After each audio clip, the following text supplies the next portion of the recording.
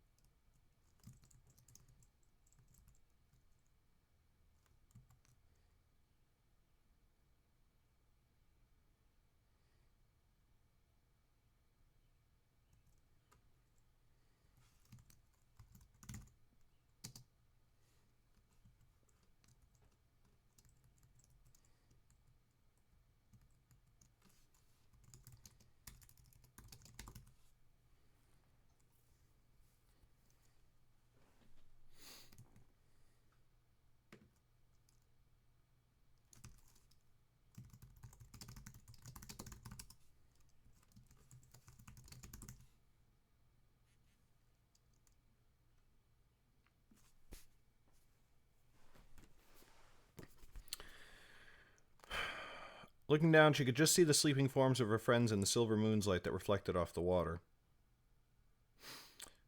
Oh.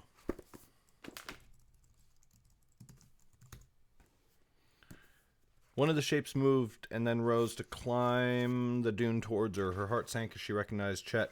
She did not wish to face him just now, but as he neared, she scooted over to let him sit on the sand beside her. He was silent at first, and she avoided looking at him. She focused on the cool breeze coming in off the water, for autumn was much warmer here in the north. But she held no illusions. He had come to speak to her, and she knew it. It was plain in the nervous twitching of his hands, the way he turned his head to her often and then turned away when he saw she was not looking. At last she found herself growing impatient. "Out with it, Chet," she said. He folded his hands over each other. "The man today, the one that Zane killed. Yes, I was there. I do not blame you for it. You could not have stopped it, nor could I.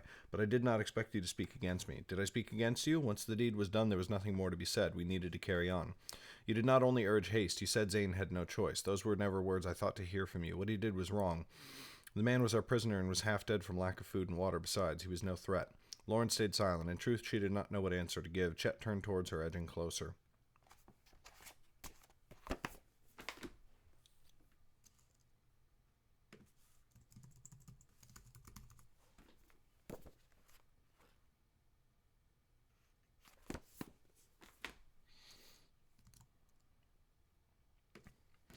"I know you agree with me, yet you spoke in Zane's defense. You cannot tell me you have grown as bloodthirsty as the rest of them. It is no thirst for violence, it is wisdom. We cannot leave enemies all about us, aware of our plans and intent on our harm. I have done that ever since I left the force, and it has brought nothing but tragedy to my friends and myself. You would never have said that in the birchwood." She looked at her hands as they lay in her lap. They were fidgeting, fingers twisting themselves about her thumbs. "Mayhap not. I used to think as you do. Always I would chastise the others when I saw them as violent, when they would kill or urge me to take a life. Still I will not do it with my own hands. That is not enough, and you know it. I think you were right before. But I am responsible now for them, for the fate of the mystics and the shades both." She looked at him, his light brown hair glistening in the moon's light. "And for you as well. Those who hunt us will kill without a second thought. You saw that yourself. I may not approve, but neither can I stop to slap the wrists of those who would embrace violence to answer violence." He looked back out across the bay, and she could see from the twitching in his jaw that he was holding back harsh words. She did not like to see such frustration in his eyes any more than she liked to see him look at her with pity or sadness. She knew that if she were to see herself 6 months ago, she would have looked at Jordell in much the same way when she thought he killed too freely. "I've known you all my life and most of yours. I was there when your father, when he treated you the way he did." His fists clenched together. "Often I was on the very brink of raising my own hands to stop him however I could. Always you warded me off, either with words or with the look in your eyes that have always been able to say so much even when I felt like the only one who could hear you. And it enraged me. You never lifted a hand to him yourself. If you had, no one in all the 9 lands would have said a word against you. You had every right to do it, yet you did not. I thought it foolish for a time. I felt the way you say you feel now. And then I grew older and somewhat wiser, or so I thought. I felt I finally understood why you acted thus, because to raise your hands to him or to lift your axe and end him forever would be to lower yourself to his level. If you killed him, though anyone would have called it justified, you would only have beaten him by becoming him, and that was far, far worse than suffering. That was how I was able to still my fists and watch you suffer all those long years."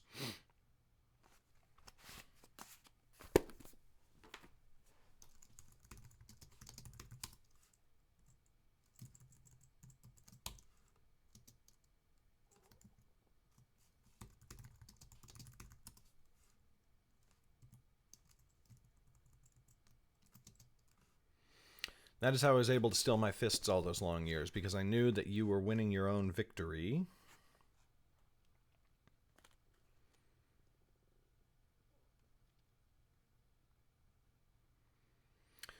by proving yourself the better person.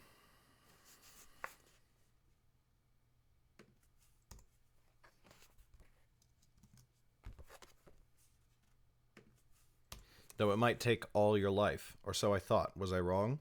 Lauren wanted to say he was. Since she left the woods she had seen so much. Damaris' slaughter of the constables, and all of Auntie's horrors in Cabris, and the terrible battle in Wellmont, and Jordell's death in the Great Rocks. The world seemed filled with evil far more potent than her father's simple, stupid hatred that rotted the core of his soul. That evil she could have borne forever, but she could not stomach the thought of letting a much greater evil envelop the kingdom she called home. And yet, she wondered, what good would it do to defeat those dark forces if doing so meant she must accept the darkness into herself? She still believed that those who killed when they believed they were in the right could also turn to killing when it suited them.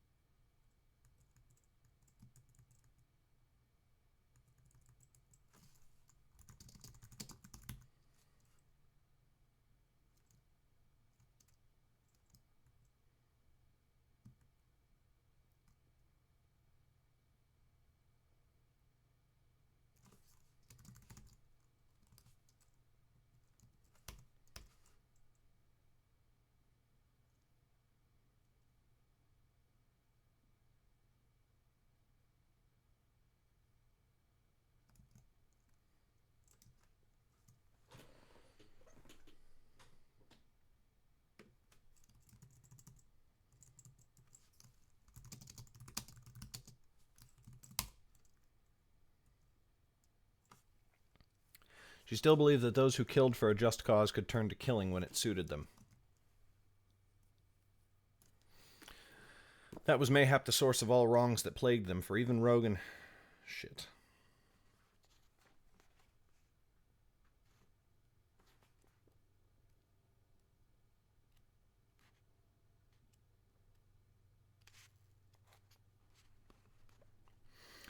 She still believed that those who killed for a just cause could also turn to killing when it suited them. That was perhaps the source of all wrongs that plagued them, for even Rogan had had a curious light of righteousness in his eye when he slit the villager's throat and let his lifeblood pool in the dirt.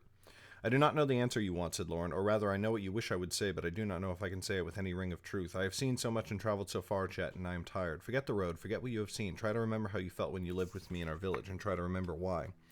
She cast her mind back all the long way to when she was a child, when her father had first pressed her into doing his labor, when she had first felt the crushing blows of his fists.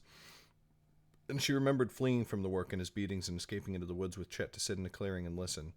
Menet, she said. It was Bracken's tales of Menet. I was just a young whelp, and I wished great harm upon my father, and Bracken listened to me, and he heard me, and then he told me of Menet, the thief who could bring down a king without spilling a drop of his blood. Yet now they tell me Menet was nothing more than a legend. I do not believe that, and I do not think you do either, said Chet. And even if it is true, why should we care? I have heard it said that even false tales may have great value. But how can we know which have value and which are simply stories for scared little children hiding from their parents in the woods? Is there no value in that? Said Chet, his voice soft. He reached out and took her hand as he had never done before, for it was always Lauren who reached for his. The value of a tale is what we take from it. The choice is our own. That is one lesson I learned from none of Bracken's tales, or perhaps all of them at once, and that belief kept me from falling into despair as I grew older, and thought you might be something more than only my friend, when I wished to wed you, though your parents would never have let me. She held his hand and felt his thumb dragging across her palm, and then she did not know what she was doing, but she leaned across the space between them and touched his cheek and met his lips with her own. The shores rustled down below them, and the wind whispered, and the moonlight sang its own song that seemed sweeter than all the rest. Lauren leaned away again, relishing the smile she had put upon his face. She matched it with one of her own, though smaller, and stood. I suppose I have much to think upon, she said, but we will be no good to the others if neither of us sleeps, and I find myself weary, so I will leave you to the watch. Wake me when the moons are straight overhead. She went down the dune and away from him, but not too quickly, and it was a while yet before she could close her eyes and sleep.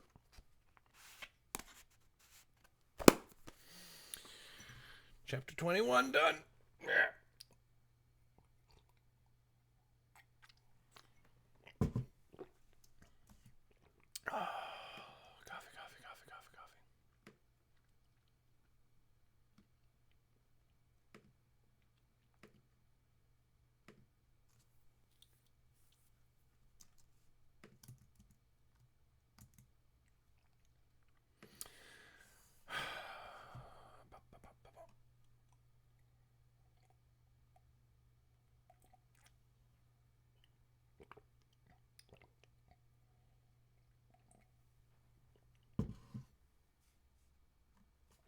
Gotta use the restroom real quick. And then I'll be right back.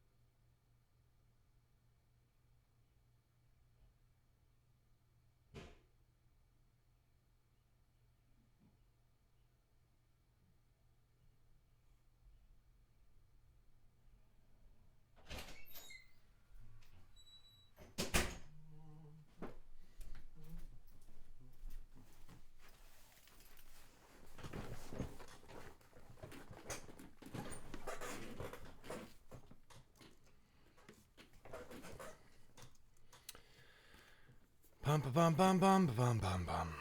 Chapter 22. As they drew closer, Zane recognized the town and told them its name was Brecker. They could smell it long before they could make out the guards who stood above the gate. It was a fishing village, and the pungent odor wafted far upon the coastal winds. The walls were wooden, not stone, and looked newly built. That is likely because the town is growing, said Zane. Many such towns wax and wane with the seasons, and in summer they fill to brimming with fishermen. Then they take down their walls and erect them again farther out, only to bring them in close once winter sets in and people flee for warmer climes. They found little resistance at the gates. Lauren guessed that the towns must have received no word of the shades who marauded across the kingdom. It seemed an ill omen that so wanton a slaughter could be carried out with not so much as a whisper of warning reaching the coastline. But then again, they had seen only the killing of a rather small village, and likely that was of no great consequence to the kingdom at large. In any case, they were soon making a careful way through many shacks and stalls put up against ramshackle huts that were the town's permanent structures. Behind each one stood old vendors, leaning forwards to hawk their wares to Lauren and the others. Many had fish, but others offered hooked nets and lines. "Did they think we were fishermen?" said Jem, sniffing as one particularly malodorous woman came too close. "Most are who come here," said Zane. "In summer these places are like farms for sea folk who spring up out of nowhere to ply the water and return filled with bounty, which is then brought all across the 9 kingdoms in preparation for winter." "But fish will not keep that long," said Annis. "Even in the kitchens upon the seat, which were often stocked with ice, they did not last long." "They do not need to," said Zane. "When food is suddenly plentiful and may be traded for, the citizens of towns and cities in all directions may turn their attention to other things, and so for a while Dorsons near the coast eat mostly fish while they turn to crafts like smithing and clothes and such. Thus summer is a happy time for the common folk, for they may turn their hands to things of beauty rather than the meager business of survival, though you would likely have never noticed in your fine halls where food was always plentiful and you never had aught to do but your embroidery."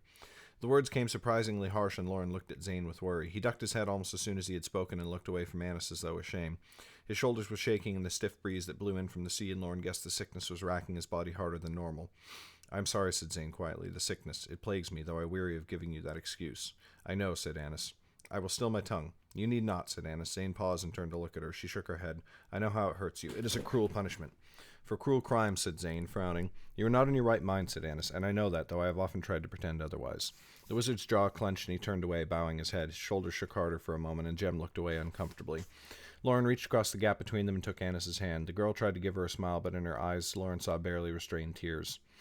The conversation, however, had made Lauren realize something else. She had suffered no ill effects from eating the Maidstones on the night the elves had visited her. The day afterward,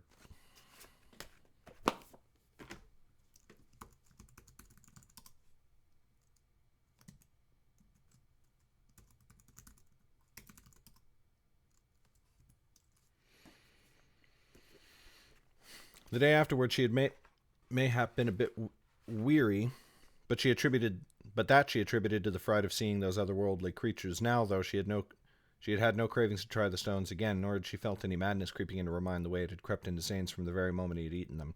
It seemed then that the illness struck only mages who ate the stones, or perhaps our other guess had been correct and the dagger somehow protected her. Either way, it was a great relief. They came to the docks soon enough, and Zane began to inspect the ships with a practiced eye. Lauren had not forgotten when they sailed together on a riverboat down the Dragon's Tail, or how practiced Zane had seemed with boatcraft. She had wondered at it then, but she was grateful for it now. Several smaller boats he passed by at once. He spent a few minutes longer studying a large ship with its sail unfurled for cleaning, but then inspected the waterline and turned away, shaking his head. They were riding slowly down the docks in no particular hurry when they came to a great ship with 2 masts. Lauren found it breathtaking, though she knew little of sailing. It towered above them, and a long wooden ramp ran down from its deck to where they stood upon the dock. Upon its prow was fixed a carving of an eagle, wings behind it as though it was diving, and its beak was split in a scream. "You have an eye for ships, I see," came a voice. Lauren looked down to see a solid-looking man on the dock before them. He had spoken to Zane. Close-cropped black hair covered his head from the top of it down to the thin beard that barely left his chin. His shirt seemed altogether too small sleeves, buttoned tightly around thick muscles that were well browned by the sun. His breeches and tunic were all faded clearly from long wear in the sun and ocean wind. "This is your vessel?" said Zane. "He is," said the man with a nod. "The Longclaw, we call him, and I have commanded him across the bay and beyond for nigh on a dozen years now." "You're a man of dull moon, judging from your speech and the make of him." Zane spoke with curious interest, his voice more alive than it had seemed in many weeks. "You have an eye for many kingdoms, I would guess," said the man. He stood forwards and thrust a hand up toward Zane on his horse. "I am called Torek." "A pleasure, Captain," said Zane. He put his own hand in the larger man's, but said quickly, "Gentle, if you will. I have taken a spell of something on my journey here, though it is nothing catching, I assure you."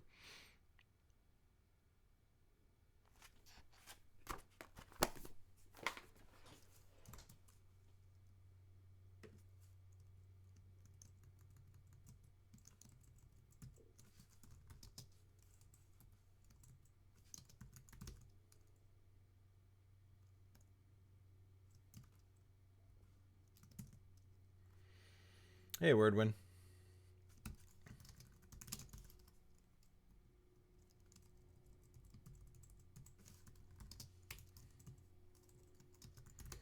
He took the larger man's wrist, but said quickly, "Gentle, if you will. I have taken a spell of something on my journey here, though it is nothing catching, I assure you."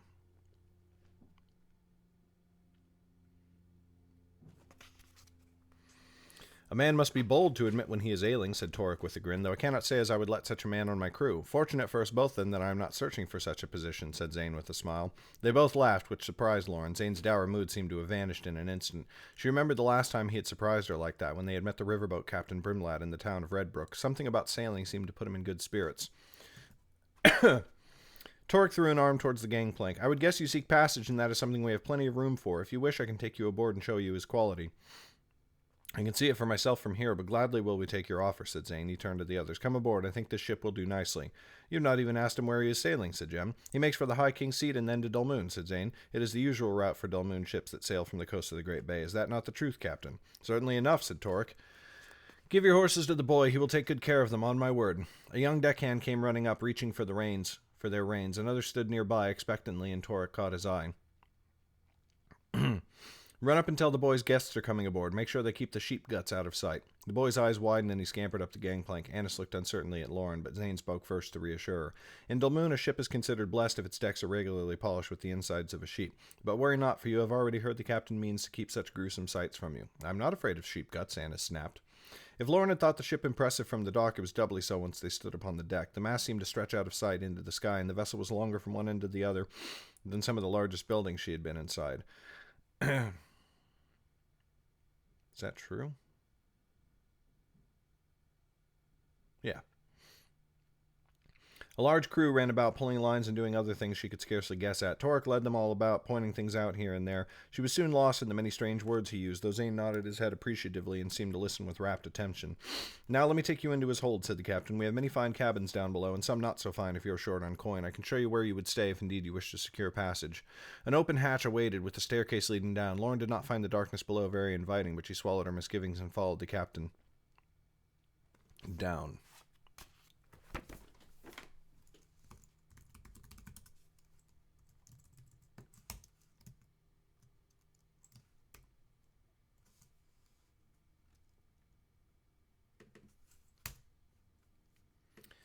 The passage hooked around immediately, leading into a long hallway with doors on either side.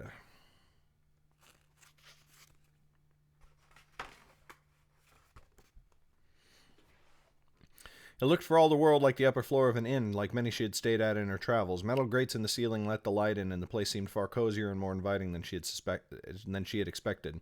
"If you all step in here," said Torek, throwing open a door. Still looking about in wonder, Lauren led the way inside, with the others close behind. The door slammed shut behind them with a snap. The air filled with the hiss of steel, and Lauren saw half a dozen swords pointed in their direction. Behind them stood broad men and women in red cloaks. She gave a shout and reached for her dagger. Beside her, Zane muttered words of power, and his eyes glowed white, but the magic sputtered almost as soon as he reached for it, and his shoulders sagged. At the other end of the cabin, which was spacious enough, Lauren saw a mystic woman with her hands twisted in claws. Her eyes glowed white, and Lauren felt herself unable to move, held in the mind mage's grasp. "Stay your hand," said the woman. "You will find you have no choice in the matter after all." "Stand down," said a deep and booming voice. "We will not harm you as long as you keep your hands away from your blades." From behind the mystics came another, and with one glance Lauren knew him for their leader. His shoulders were broad and his beard long. Many lines of care and worry crisscrossed his face, deep as the scars she saw there also. The other mystics parted way before him as if on instinct, or as if some invisible force surrounded him and pushed them aside. He marched forth to stand before Lauren, glowering down at her. She felt her resolve crumbling despite herself and slowly moved her hand away from her belt. It moved easily now, for the glow in the mystic wizard's eye had dimmed. "You will forgive us our surprise," said the mystic, "or perhaps you will not. It is no matter either way. I am Cal of the family Endil, captain of the Mystic Order, and I have been searching for you for some time." He's a chancellor.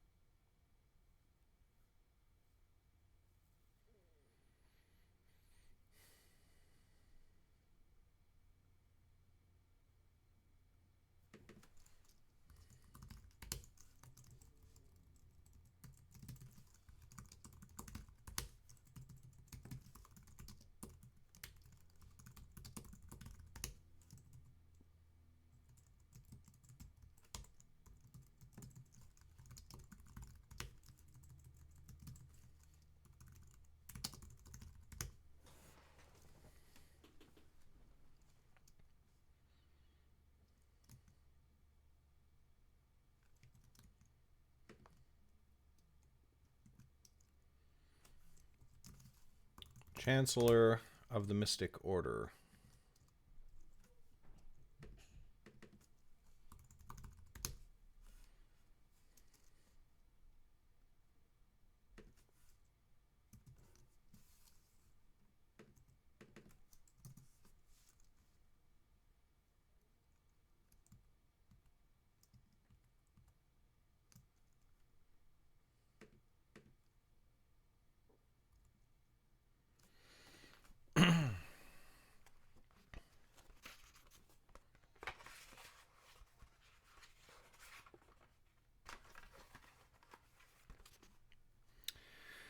I'm Cal of the family Endil, Chancellor of the Mystic Order, and I've been searching for you for some time. Word has it you were last seen traveling with Jordell. Lauren was so surprised that for a moment she could not speak. From the corners of her eyes she saw the others looking towards her, wondering. Her mind raced, trying to guess the right words to speak to save them all. In the end she did not know which lie to tell and settled for the truth instead. I'm Lauren of the family Nelda, she said. And yes, it was our honor to travel at Jordell's side for a time. We have come to Dorsey at his bidding. I'm not one to take a woman at her word, said Cal. If you rode with Jordell, where is he, and why would he send you rather than come himself? If I may show you proof, said Lauren. She reached slowly for a pocket within her cloak. The mystics by Cal's side tensed, but he stilled them with a look. Lauren retrieved Jordell's mystic symbol, the badge of office she had seen on his chest the first time they met. She had retrieved it from his body when he died, thinking she might one day have use for it. That day seemed to have arrived at last. Cal's eyes widened as he beheld the badge and then narrowed to slits. Jordell would not have given this into your hands, not even if you were his messengers. He said it flatly, and yet Lauren heard the question behind the words. I am the bearer of ill news, I fear. Jordell fell in the Great Rocks, passing from this world to the next. We have carried on in his memory. It was not that Cal moved or made a face at her words. In fact, no muscle in his great body so much as twitched, yet she saw the words strike him like a hammer blow, turmoil raging in his eyes, though he made no sound. Indeed, he gave no sign that he had heard her at all. Then, finally, at last, he reached out and took the badge from her hand, gently, as though lifting a babe from her arms. Sheathe your blades, he said. The air whispered with steel again, and in a blink the mystics were standing at attention. Any hint of threat vanished. Even the woman in the back had loosed her hold on her magic. For a long while, Cal looked at the badge in his hand, turning it over and over in the firelight. Then he thrust it back out towards Lauren, where it lay in the palm of his hand. She reached out to take it and put it in the same pocket where she had carried it all this way. Very well, Lauren of the family Nelda, said Cal in a gruff voice, gruff but soft at the same time. Come and sit. It seems we must have words, and not a few of them, I wager. Chapter 22 done. I need a coffee refill. Like I need my next breath. So I'll be right back.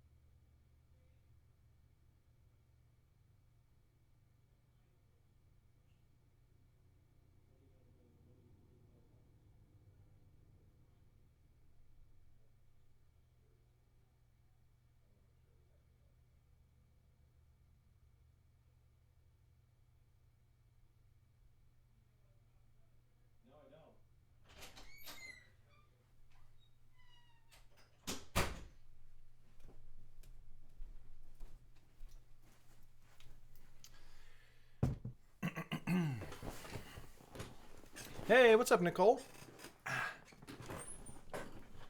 Oh, my foot hurts. Oh, I walked too far and fucked it up. Chapter 23. Cal brought them to a small table in the cabin, which Lauren quickly guessed was his own. There were only 2 seats besides his, so he took one and gave the other to Zane. So she took one and gave the other to Zane. The children and Chet sat around the edge of the room on the floor. 2 of the mystic swordsmen remained, as well as the wizard, but all the fight seemed to have gone out of them. I was Jor-El's master, said Cal. Taught him from a young pup, I did, and when he took his knighthood and went on his journeys, I would often command his stronghold of Ammon in his stead. Ammon, said Lauren in surprise, but that is where we are bound. So I guessed, said Cal. I thought nothing of it when I had not heard from Jor-El for some time, for often his duties would take him far, and word takes time to travel. Then I heard he was exiled by our order. Hey, what's up, Bodegazilla? Yeah, I'm a glasses man. Woo! I actually like the way they look. And after, like, I wasn't super happy on the first day, just because, you know, I've always had perfect eyes. But now that I'm over that little, you know, whatever. And of course it's dumb. Like, analytically, I know it's dumb because my parents have both had glasses my entire life. So, like, you know, it was always going to happen eventually. But now that I'm over that, I actually like how they look. So, yay. Now I feel like a real writer. Then I heard he was exiled by our order. Still, I feared to... yeah. Yeah, the lady at the optometrist was like, hey, get it, like, you should get your prescription checked every 2 years. I was like, oh boy, I'm not going to remember that.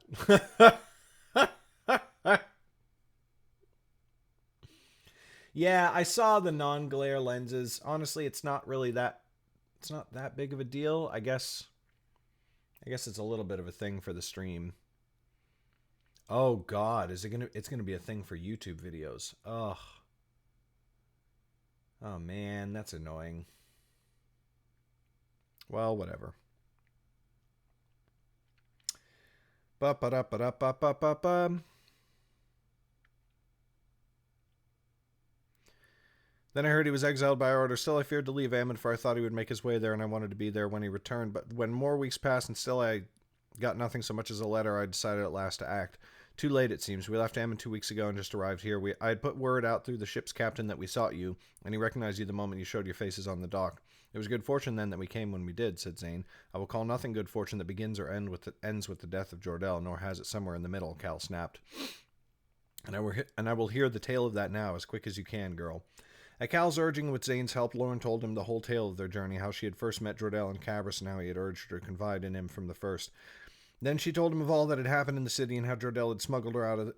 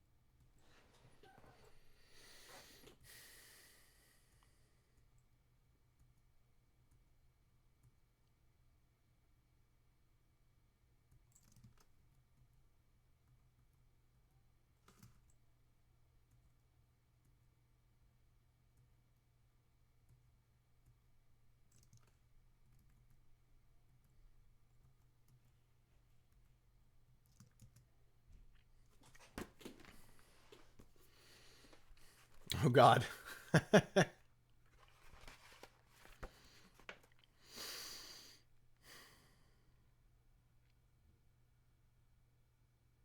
When she told of how they rejoined Jordell and Wellmont, she stopped suddenly, looking warily at Zane. Stopped and looked warily at Zane.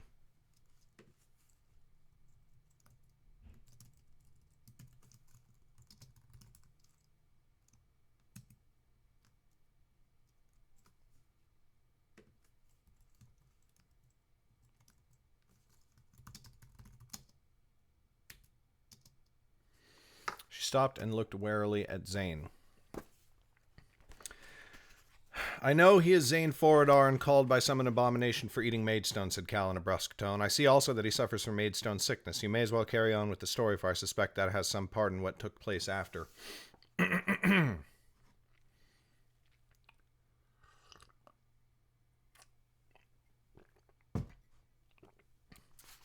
Still, Lauren looked to Zane, but he only shrugged, so she went on, keeping nothing back. When she spoke of the Maidstone, she made the whole thing sound like her idea, hoping to divert some of the blame from Zane. But she could think of no way to gloss over the wizard's madness on the King's Road when he had coated Vivi and the other mystics in Darkfire. Cal's face grew stony at that, and she heard the other mystics in the room shift. But she barreled on, telling them how Jordell had insisted they spare Zane's life and then the road they had taken into the Great Rocks.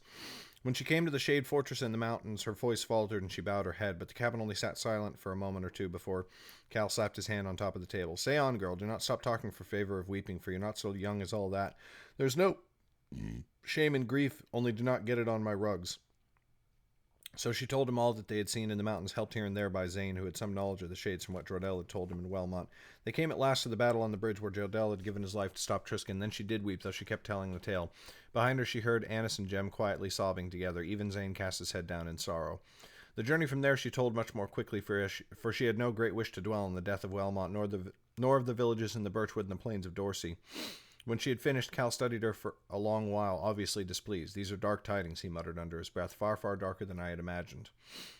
Would that they were anything but, said Lauren. They have been a heavy burden and are delivered at great cost. Aye, and too slowly, said Cal. What madness made you wait in Northwood for so long before you set foot upon the road again? Those words were like a punch to Lauren's gut, and behind her she heard Chet shifting where he sat, but Cal raised a hand to wave off their hurt looks.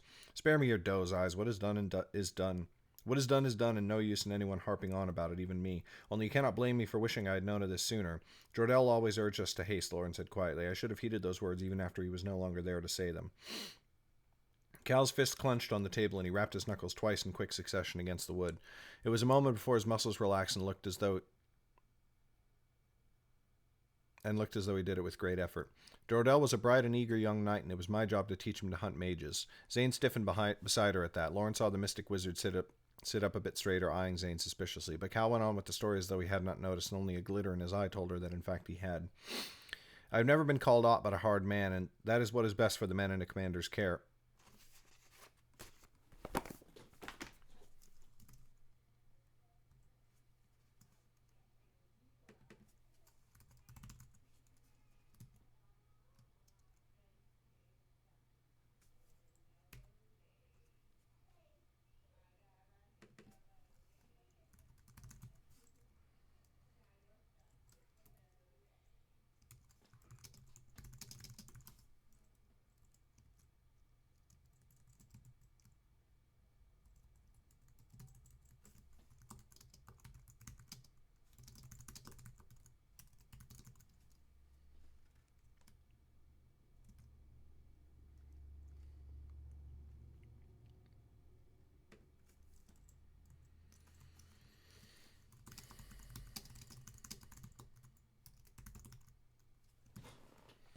That is what is best for the soldiers in a commander's care, and anyone who says different will have corpses on their conscience.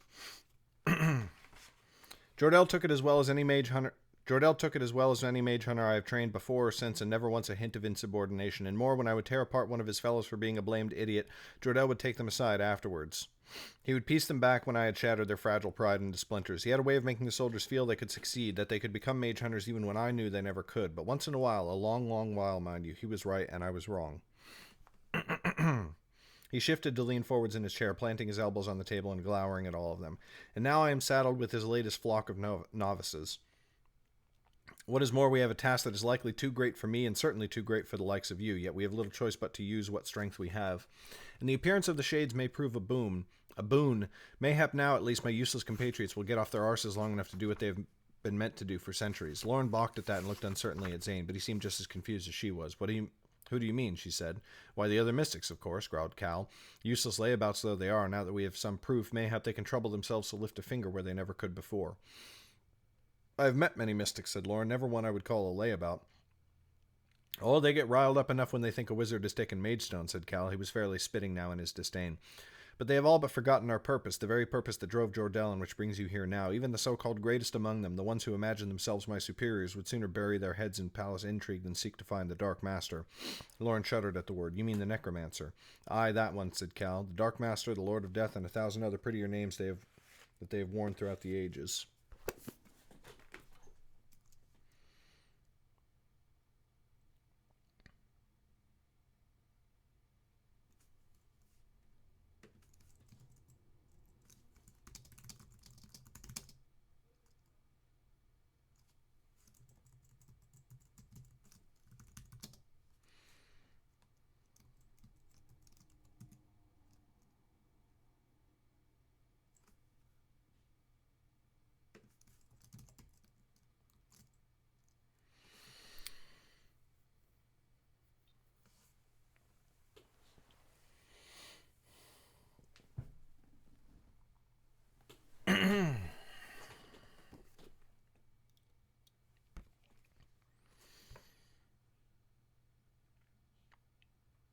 Aye, that one, said Cal. The Dark Master, the Lord of Death, and 1,000 other prettier names they have worn throughout the ages. For more than a score of years I have warned of their return, and never will anyone listen. Mayhap now that will change. He sat up straighter and reached for a flask that hung on a strap from the wall.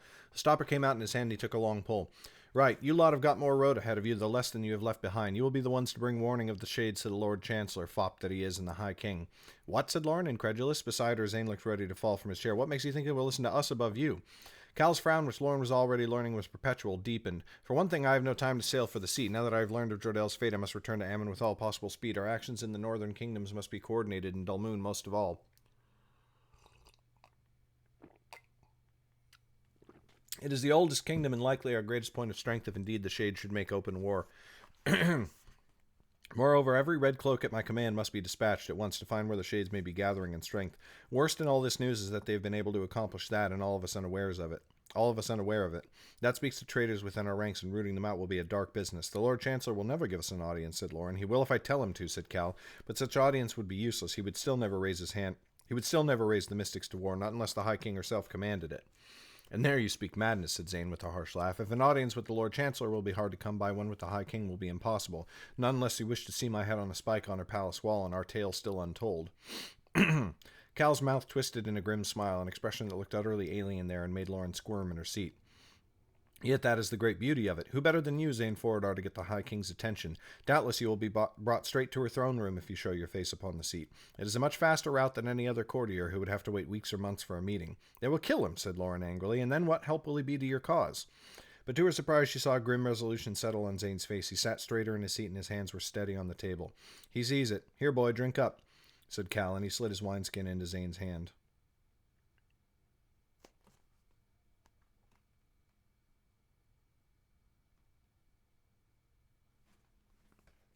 Flask. He has a flask.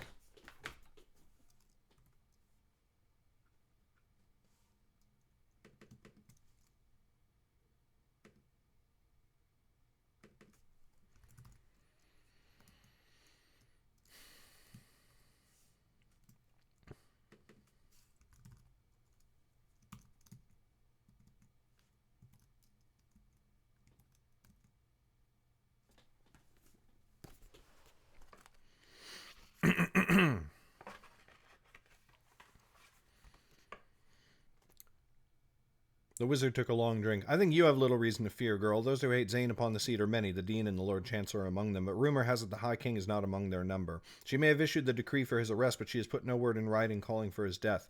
That was done by the Academy when that young whelp Vivian told them about the Magestones. You guess that the High King will pardon him, said Lauren with a snort. That is quite a risk to take, and with someone else's life, I may add. Zane dropped the flask.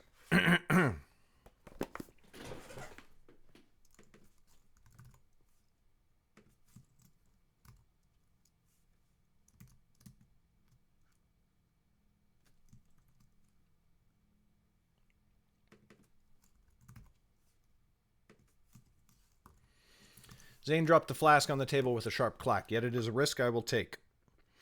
Lauren stared at him incredulous. Zane, you cannot be serious. I am, Lauren. Cal is right. It is the fastest way to see the High King. There I will be able to tell her my tale. Whatever may happen afterwards is not important. It is important, Lauren cried. I did not drag your wasted hide across all of Selvin and half of Dorsey only to see you throw your life away. I did not drag your wasted hide across all of Selvin and half of Dorsey only to see you throw your life away. Now. And what of your son, Zane? Have you lost all hope of recovering him? He stared at her, his eyes cold and dark. Do not dangle my son before me.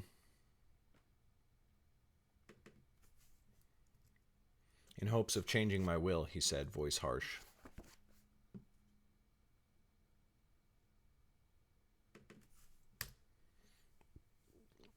There are duties higher than even the bonds of family, and the promise made to a dying friend is one such. Especially when that promise was made in payment of sins forgiven. His anger left him as suddenly as it had come, like a thunderstorm vanishing from the summer sky. By my hands many have burned, he said, quiet now. Jordell forgave me that, though the ones I slew were his brothers and sisters. Now I must earn that forgiveness, and if fortune smiles, mayhap Enelin will at least let me see my son, one last time at least, before the end. Chapter 23 done.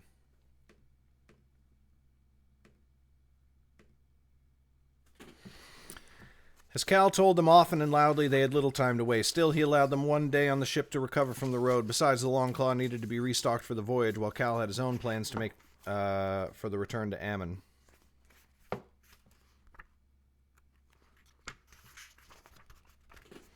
I shall be taking another ship, he told them. No use delaying my own passage home just to go to the seat when there is much work to be done back at the stronghold. With them he was sending 4 mystics, good soldiers, he said, ones he trusted. From what she had seen of him so far, Lauren thought that his trust had not come lightly and was grateful for his offer. He brought the mystics by later on the same day they'd arrived, while they were preparing themselves to sleep in the cabins below decks. 3 of them Lauren recognized from Cal's cabin, though when she had seen them first they had been behind swords. Their leader was a man named Eric. He was a hale warrior with red hair and a beard almost as great as Cal's own. With him were a huge young man named Jorman and a woman named Gwyneth. Though Eric spoke easily enough and in fact was far more polite than Cal, the other 2 hardly said a word when they were introduced.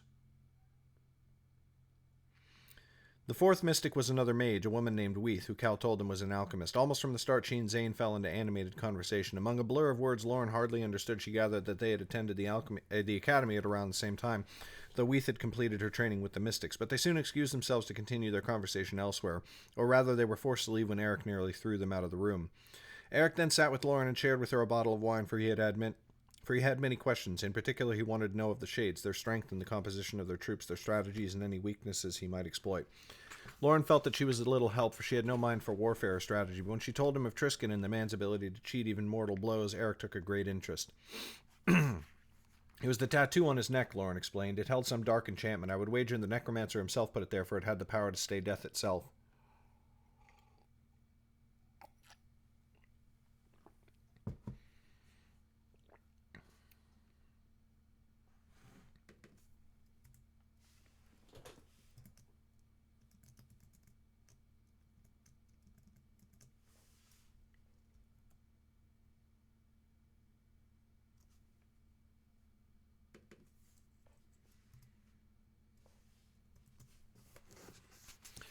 But when Jordell destroyed the tattoo, Triskin could at last be killed. And you say it was on the back of the neck, said Eric. Did they always place it there? I do not know for certain, said Lauren, but Rogan, another man like Triskin, goes to battle with mail hanging from his helmet, which protects the same area. It seems a safe wager. You are certain Rogan has the same power? I shot him in the hip with an arrow. He snapped the shaft off as if it were a fly's bite and came for me again. Lauren shuddered at the memory and at the baleful look she remembered in his eye. I have seen men do much the same in battle when their blood is up, said Eric. Not like this, I promise you. Lauren assured him. Whenever he paused to think of more questions, Lauren asked him about himself and the others with him. She learned he bore the title of knight, but when she asked if that was true of the other mystic warriors she had met, he shook his head. The greater part of mystics are simply that, mystics. They follow orders and fight at the command of others. In time they may be promoted to a knight like myself, and then to the rank of captain. Captains answer to chancellors, who answer to one grand chancellor in each kingdom, who answer only to the Lord Chancellor himself. The Lord Chancellor answers to no one save the High King. The others bore no rank, not even Weeth. That confused Lauren, for it seemed a wizard such as she would be more than a match for Eric in battle, even if he was a mighty warrior. It is not only strength in battle that determines worthiness of rank, said Eric. If that were so, the Lord Chancellor should never have risen to his position. That one has never performed any great deeds.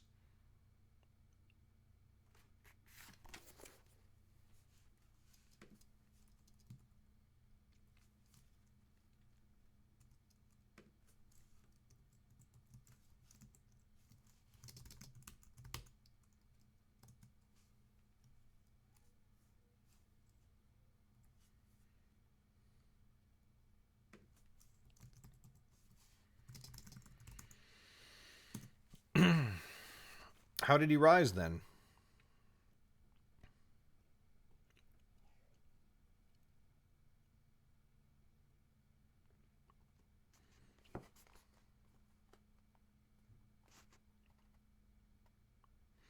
Said Lauren. Eric looked around, though no one else had come into the room since they began speaking.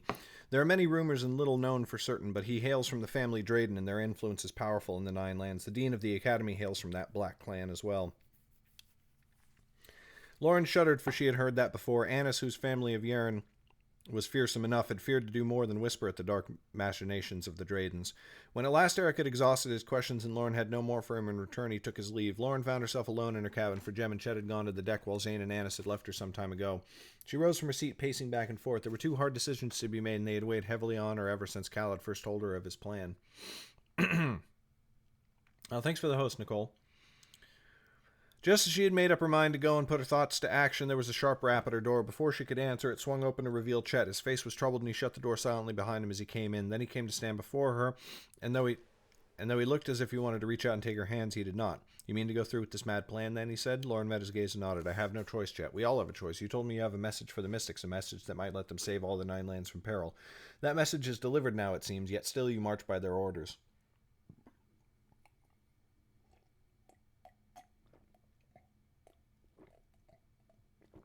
Oh.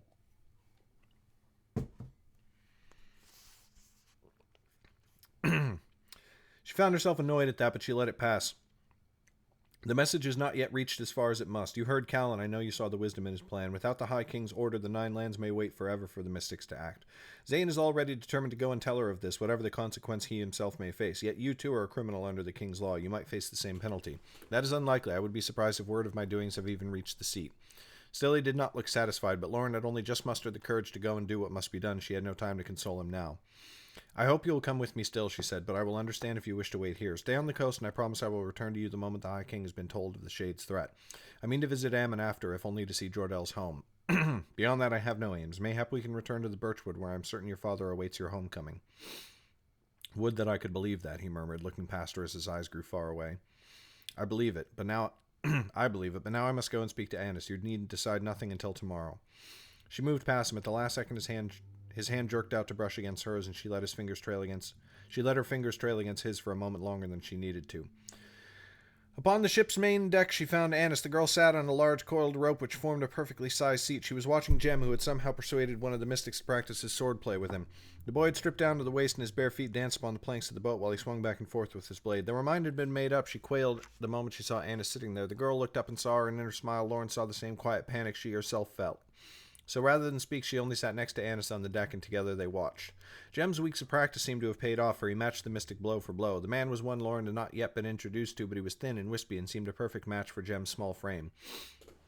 Only now that she watched him, Lauren saw that his frame was not so small as it had once been. In the months since she had met him, he had shot up like a beanstalk, and from all their many adventures, as well as the sword practice that he had thrown himself into after Jordel died, thin and sinewy muscle had developed where once there had been only skin clinging faithfully to bones.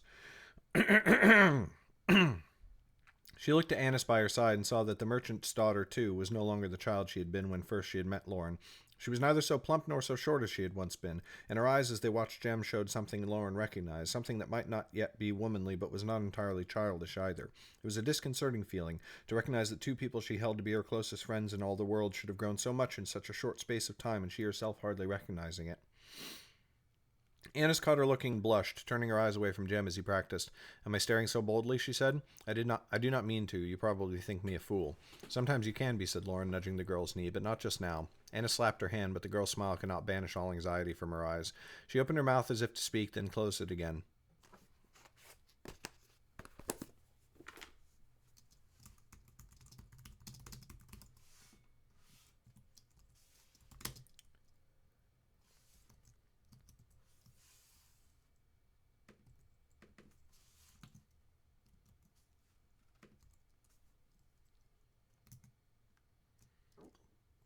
Hey, Smiling Insanity. Welcome to the stream. Have a free book. The motivation is also free.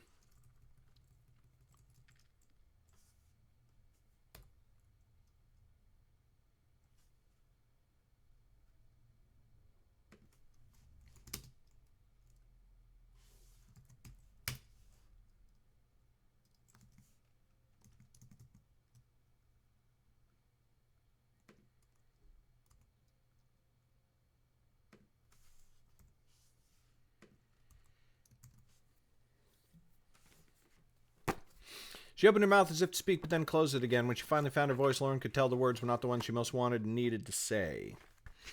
What do you think I should do? About Jem, I mean. Lauren shrugged. Whatever you wish. Your feelings are...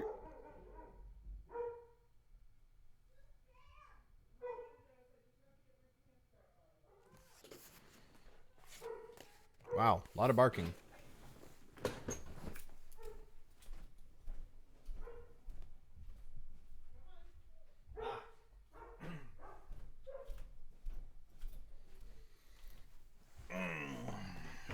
I forgot we had people coming to work on our back patio.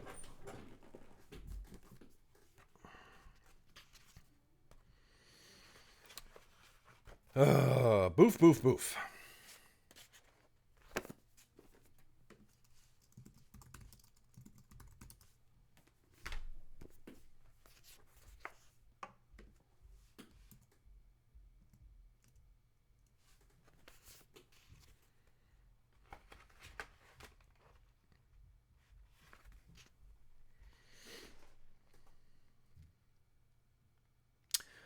What do you think I should do? About Jem, I mean. Lauren shrugged. Whatever you wish. Your feelings are your own. You could give me some advice. After all, you and Chet.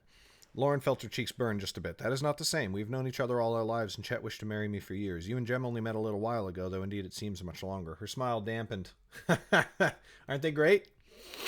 And she spoke more softly, but I do not think that is what chiefly troubles you, Annis. For a few moments the girl attempted to feign ignorance, but the mask soon fell. She hung her head, her thick black hair cast down about her face. No, it is not. We are going to the seat, Lauren prodded. From all that you have told me, many of your family are there as well, and even more of their agents. For all we know, Damaris herself might have returned by now. I doubt that, Annis said quickly. I do not think the seat is much safer for her than it is for me just now, if indeed the Shade's influence reaches so far as it seems. And yet... If you wish to come with us, you may, of course, but I cannot see that as the course of wisdom, though it breaks my heart to say it.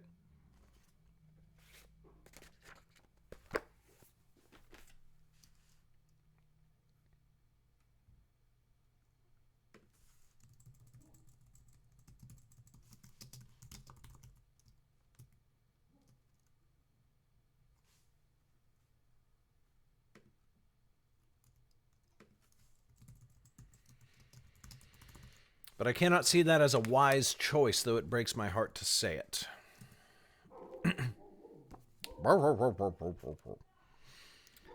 Tears sprang in Annis's eyes, which she tried to keep fixed on Jem. I do not wish to be parted from you. I told you as much as from you all. I told you as much as in the Great Rocks. I tell you again now.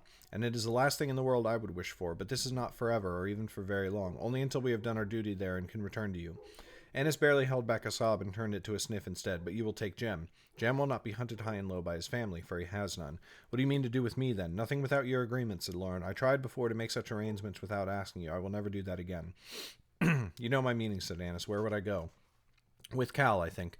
I will ask him to take you to Ammon. I can scarcely imagine a safer place for you in all the 9 lands, and I mean to make my way there in any case once we leave the seat. There we'll find you again, and together we will set forth upon the road once more. Haley! Woo! Do you promise me this, Lauren? You will not abandon me there and go your own way? Lauren snatched her hands and pulled her down to sit on the deck so that they were facing each other. I swear by the sky above and the darkness below. When I sent you on ahead of me in Cabris, I did not stop searching until I had found you again. When Zane was seized by madness and took you from me, I found you and plucked you from his lair. Hear me now. I will come for you in Ammon as soon as I may. You are my dearest friend, Annis of the family Yaren.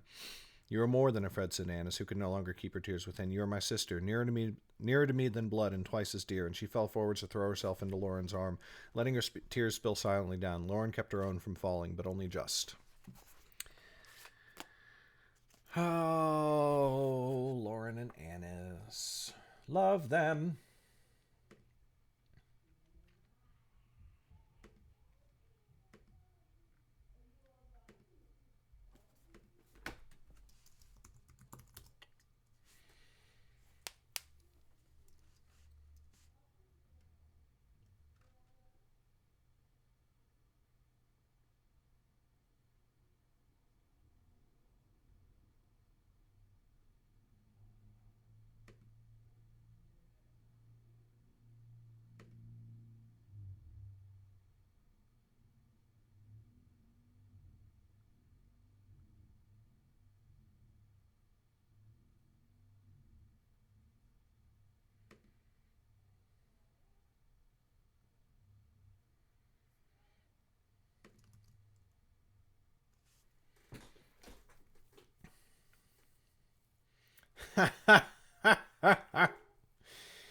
No.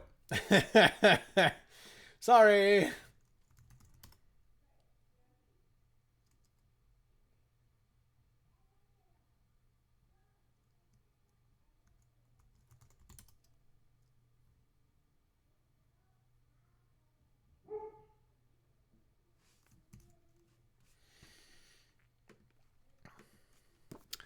Chapter 25. They all spent a restless and fitful night on the boat. Lauren had not slept well when they sailed on the riverboat along the Dragon's Tail, and she found it no easier on a ship so large. Almost she thought to go into town and find herself an inn for the night, but she feared discovery by the shades, and Annis would have been distraught. Besides, the girl spent the night in Lauren's bed, curled up to her like a pup to its mother, and seemed to have no trouble with her slumber. So Lauren stayed, waking in fits and starts, and when morning dawned, she was miserable.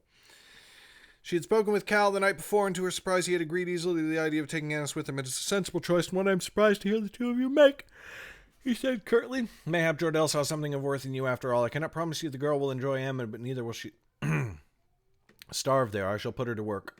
So on the deck of the Long Claw... Ooh, I forgot about all the names I need to add to this list.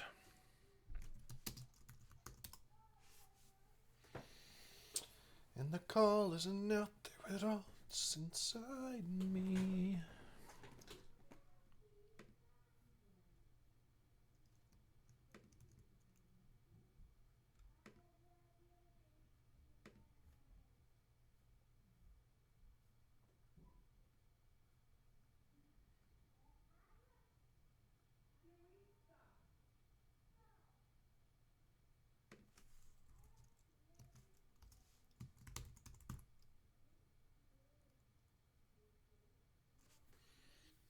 Drummond.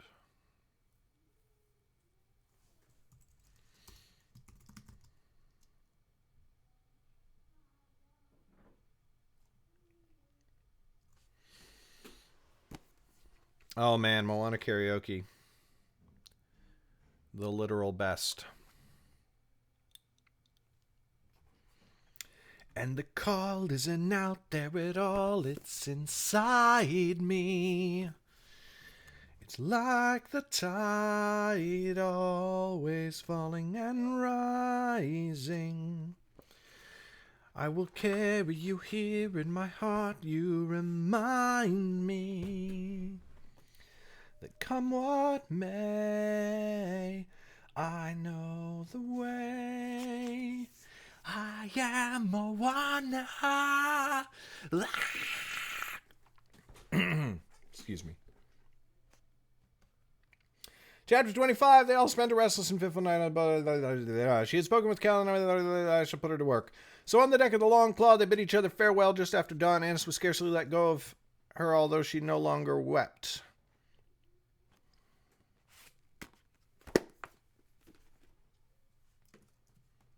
Oh, is it really? That's awful.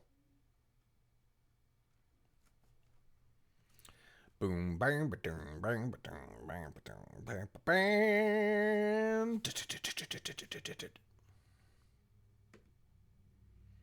I'm really... so this happened yesterday, which made me very sad. For my birthday, the big present that I got for my birthday was Rocksmith, which, if you know, is the video game that's basically like Guitar Hero or Rock Band, except you play it with an actual guitar, and it actually teaches you how to play actual songs. You're not playing with a guitar controller. It's a video game that teaches you how to play guitar. So I got Rocksmith. I was very excited because I've had a bass guitar forever, and I learned how to play it when I was a teenager, and I could play a few songs, and I wanted to get back into it again, learn bass a little bit better, maybe learn how to play guitar as well. So I had this bass guitar that I've had for years, but I literally have not touched to play in probably 7 years.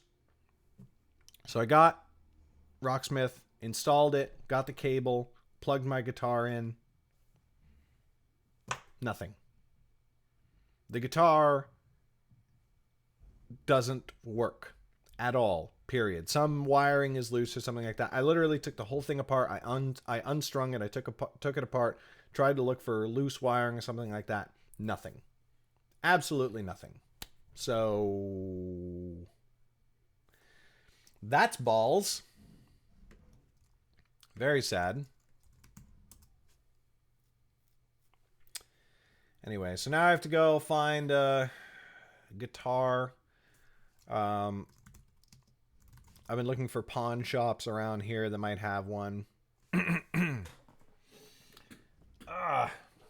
But irritated about that, let me tell you.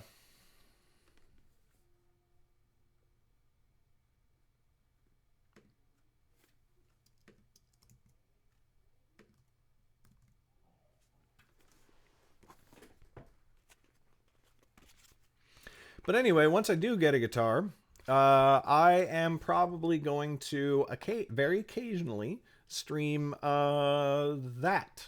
Gonna be learning guitar. I'm gonna stream the process. So, yay. Da da da da da da da da da da.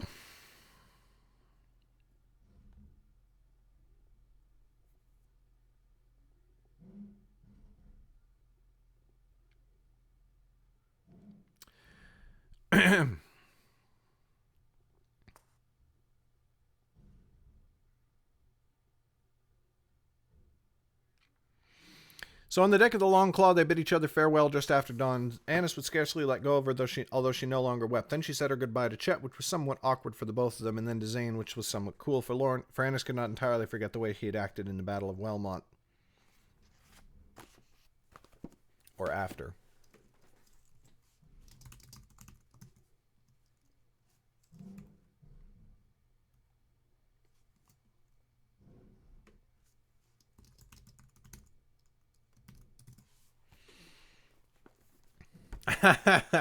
Well, eventually I do want to learn violin. I have one actually. It's a hand-me-down from my mom. My mom was in she was in an orchestra when she was younger, and she has a really had a really nice violin that I was given after she passed away. But maybe I won't. Maybe you're right. Maybe I won't stream that one. Let's see if I have the dedication to actually learn how to play guitar first, and then I will actually get the violin repaired and strung and everything like that. Then I'll take some lessons, and then maybe there will be some violin streams in the future when it's not painful. Oh yeah, I have a YouTube channel, by the way.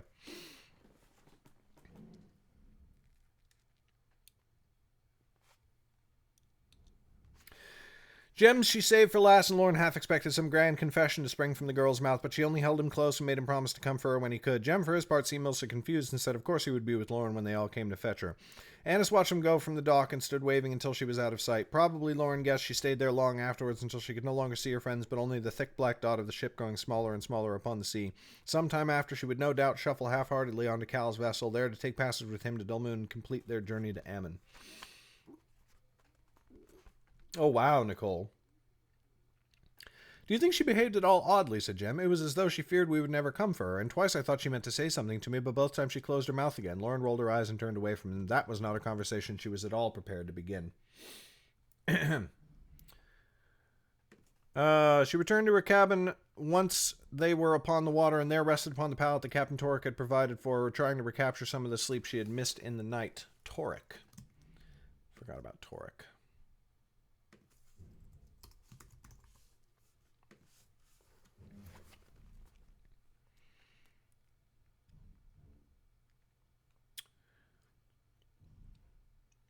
But if sleep had been hard when the ship was docked at night, it was much harder under sail when the waves tossed them back and forth. After an hour of fruitless trying, there came a knock at her door, and Zane let himself inside. There is something we must discuss before we reach the seat, he said. I have only just thought of it. It concerns your dagger. Lauren Blanche reaching for its hilt. Sky above. I did not think of it. I thought not. You cannot march into the High King's palace with it. It could spell the very end of the mystics. What must I do, then, said Lauren, fear rising thick in her throat. There's little between here and there save the open water. Must I cast it into the waves?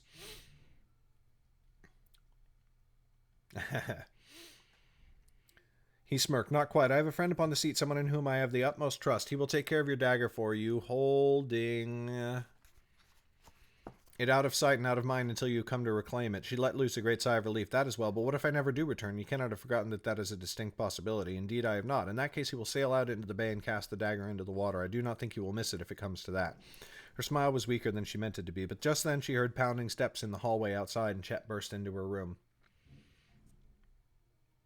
That's adorable. Lauren, he cried, come quickly, it is the seat. She stood from the edge of the bed and went up to the deck with him, Zane hobbling along more slowly. Seizing her hand, which no longer felt so strange to her as it once had, Chet took her to the railing near the prow. There sat the High King's seat like the prized jewel in a great crown made all of sapphire. It shone in the midday sun, golden and bright and glistening like a dewdrop. Even from so far away at the edge of vision, it took Lauren's breath away. Even from so far. Too many aways. Too many aways, too close. Even from so far at the edge of vision, it took Lauren's breath away.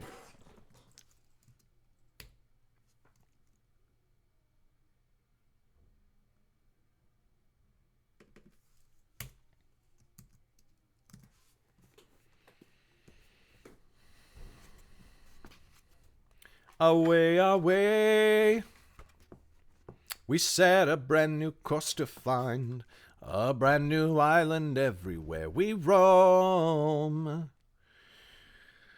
Away, away.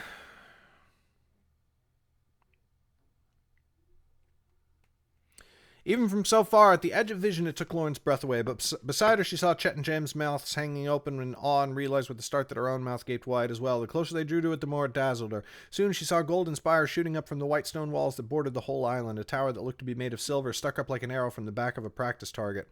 Perfectly cylindrical, it caught the sun's rays from every direction and flung them into their eyes, so they could scarcely bear to look at its splendor. From every battlement, rampart, and tower flew the many banners of the High Kingdom, blue and green and red and gold all together, fluttering in the wind like the feathers of some great bird.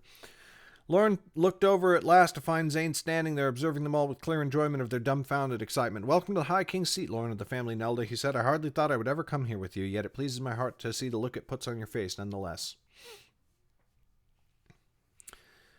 "You lived here?" said Lauren. "How did you ever go about your life? If I lived upon the seat, I could do nothing but walk around and look at it all. I've heard tales and stories aplenty, but it is 10 times better than any of them." "It wears on the senses soon enough," he said, his tone a bit darker than before. "I am certain you will soon find yourself as weary of it as I was when I left." He drew up his hood as they sailed closer. The dock itself was a masterpiece. Lauren had seen docks before, but only of wood and never of stone. The ships he saw moored there were more grand even than the Longclaw, their masts reaching for the sun. Torek skillfully guided his ship into the port, and in no time his crew had lashed it to the moorings. Then they all followed Zane and threw up their hoods, setting off down the pier and into the streets of the seat. "Ah, thank you, Nightbot." The city was not paved in gold as Lauren had heard, but with slabs of a fine white stone that were perfectly fitted and sealed together. Few people were on foot. Were they paved with the fine white stone?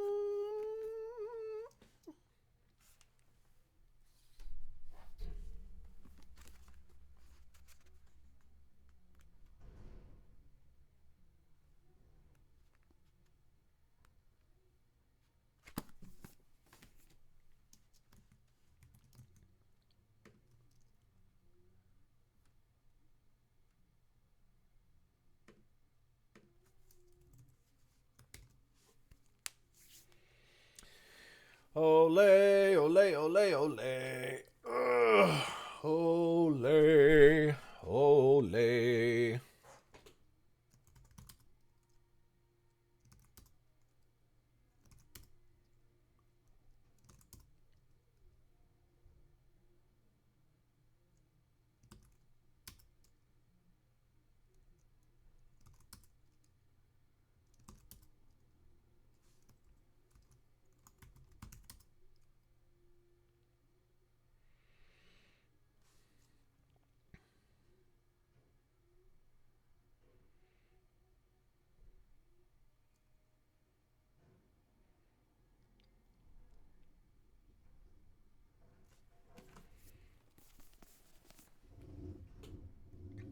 Kristen! Oh god, Kristen's track color is the same as Nicole's. I'm gonna get confused.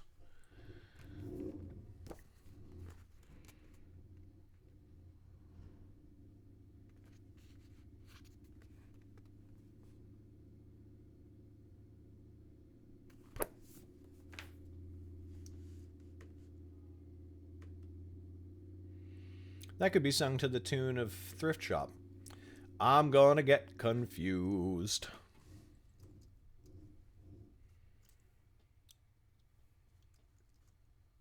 Got 3 people in my chat with green names.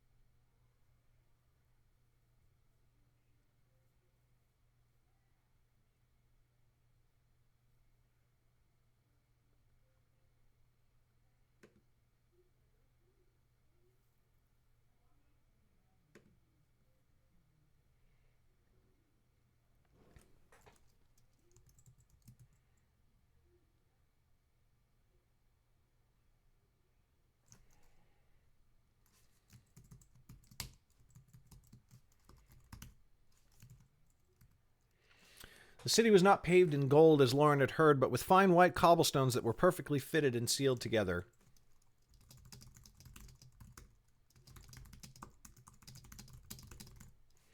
The city was not paved in gold as Lauren had heard, but with fine white cobblestones that were perfectly fitted and sealed together and then worn flat by some craft she did not know.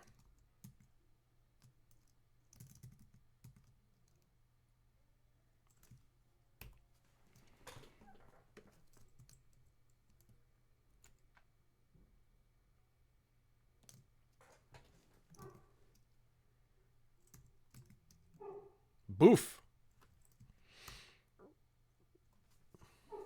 Bork.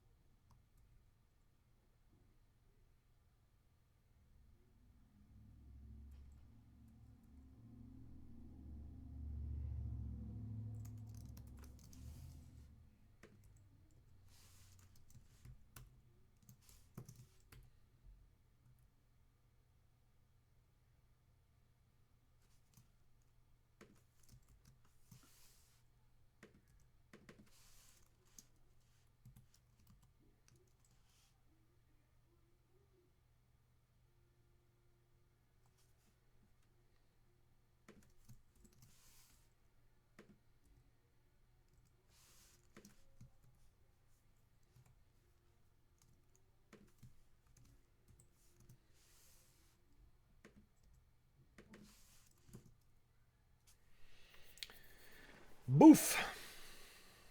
Bork, bork, bork. Bork. Boof, boof, boof.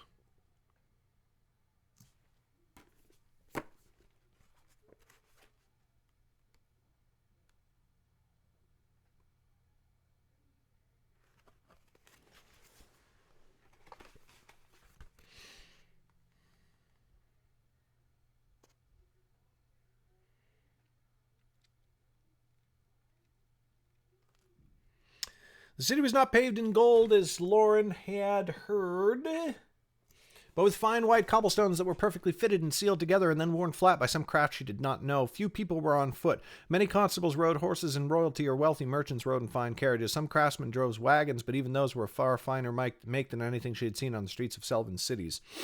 Every building was of stone, none of wood, and each was an exquisite display of craftsmanship.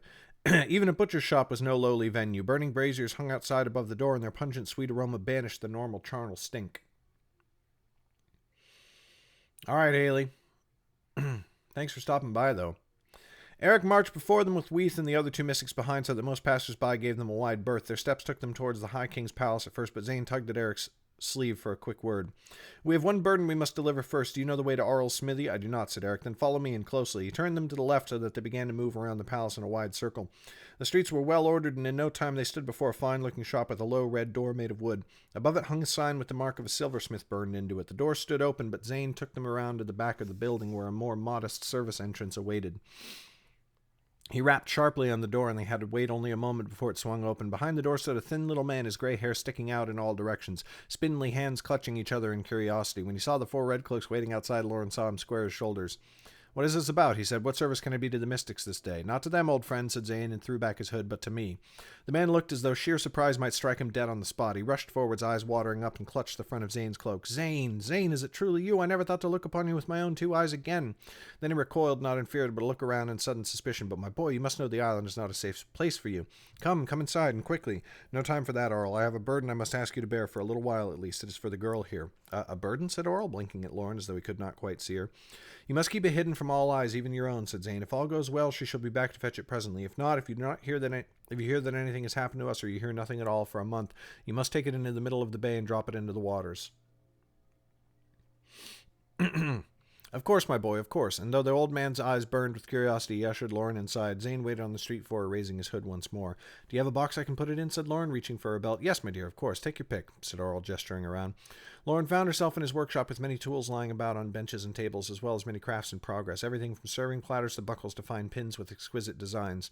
And against one whole wall was stacked a massive mountain of boxes. Lauren chose one and pulled dagger and sheath from her belt to drop them inside. Then, struck by a thought, she reached into her cloak and drew out the packet of mage stones. They joined the dagger at the bottom of the box. She would no sooner be discovered with them than with the dagger, after all, and both could spell her death within the High King's halls. She closed the box again, twisting the little silver latch on the front, and then placed it in Aurel's hands. He blinked at her again, then stared down at the box, hefting the weight. I can keep it in my floor easily enough, he said, and rest assured, girl, no harm will come to it. I shall not even look inside myself, that I vow. Thank you, said Lauren, bowing low to him. That seemed to surprise him, and in his haste to return the bow, he nearly dropped the box. Soon she had rejoined Zane on the street, but before they set off, the wizard drew close to Aurel and spoke quiet words in his ear, but not quiet enough for Lauren to overheard much of them. I do not think I go to my doom, Aurel, yet I cannot see all ends. If things should go poorly, I would have you send a message. I think I know it, my boy. Still, I will tell you, send word of my love and my death to Trill, whatever you must do to find her. Of course, Zane, of course. Only do not place such a burden on an old man. Return here and send the message yourself, if fate be kind. Then Zane pushed past her in a rush, face hidden within his cowl again. Lauren followed, cautiously, not wishing to upset him any further. Oh, Zane. Oh, Zane.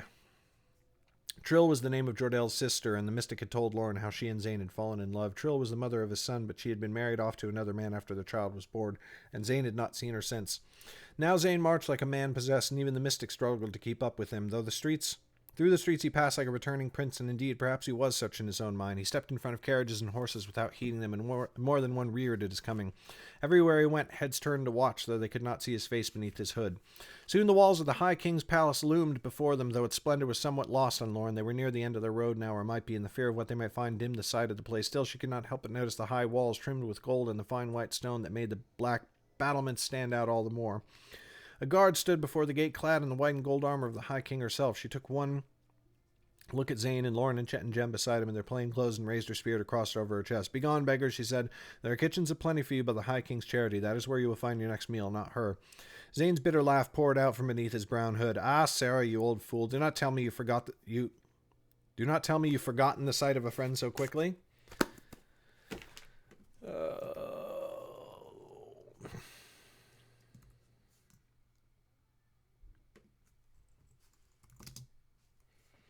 This is why in the future we will do out loud reads before we send it to Karen, because that was something that this was a paragraph that I changed after it went through Karen during a read through.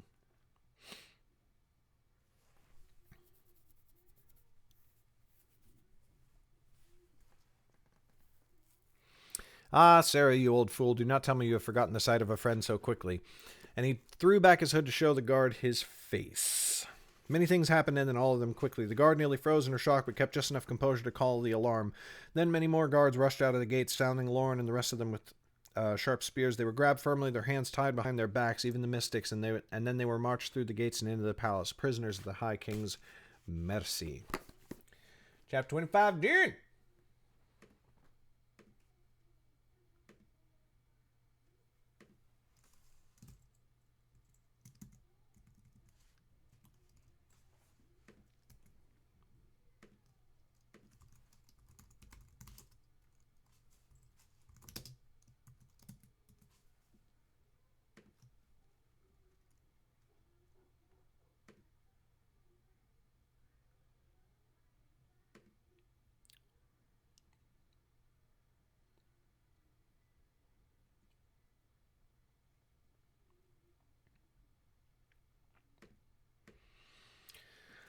All right, gonna take a quick 10-minute break. Oh, God. And I'll be right back.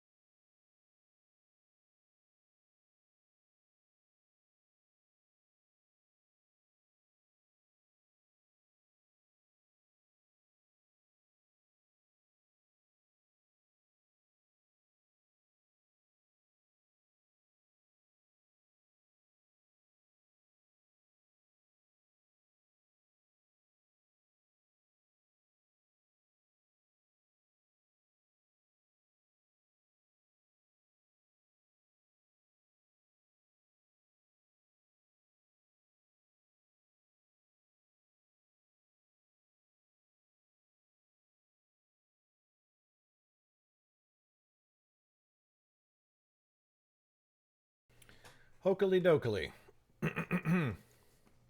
Hey, what's up, Liz? Welcome to stream. Welcome back, I should say. Chapter 26. Lauren was dragged through the High King's palace so quickly that her feet scarcely touched the floor. She could not see the beauty of the high vaulted ceilings or the mural-covered walls, for her mind was filled with dread of what might lay ahead. The elegance that surrounded them barely registered in her mind, something noticed only by instinct, stowed away to be examined later if she would have any time later to think of it, and was not put to death at once. Beside her, Zane seemed frighteningly calm. Indeed, a grim smile played across his lips beneath his gag. For the guards knew he was a fire mage and had taken steps to remove him from his power. Lauren thought she might be able to guess at the reason for his high mood. Since before they first met, he had been a fugitive from the king's justice, fleeing from city to city and kingdom to kingdom to evade punishment for his crimes. Now at last that flight had come to an end. One way or another, Zane's days of running were over. They came soon to the doors of the throne room, which lay open. Guards raised their polearms to let the procession through. These wore more splendid armor than the guards at the front gate, their plate gleaming with white enamel and trim bedecked in gold leaf. Their eyes were harder, and Lauren could see the strength in their frames. They looked upon her with contempt as she passed. Oh, just reading a book. The throne room was so wondrous that it dragged her mind to the present as if the place itself were impatient for her to notice its finery. Pillars rose high to form arches along the walls, and the arches rose up until they joined in points that ran all along the center of the roof. From each point sprang golden spikes that ran across the white marble ceiling like starbursts all in a row. They shrank in size from the entrance to the rear of the room, descending to the far wall,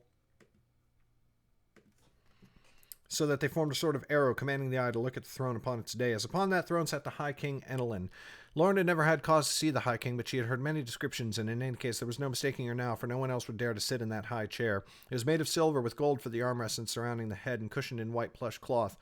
Enelin sat in a pose of rest, one arm draped over the throne's right side, while her other elbow was propped up so that her chin might rest on her fist. She was a slight woman of no impressive height, but her gaze was keen and piercing. A thin golden circlet rested upon her hair, which had once been as raven black as Lauren's own, but now showed many strands of gray. Rather than any appearance of old age, it only gave her a mighty dignity that radiated through the room.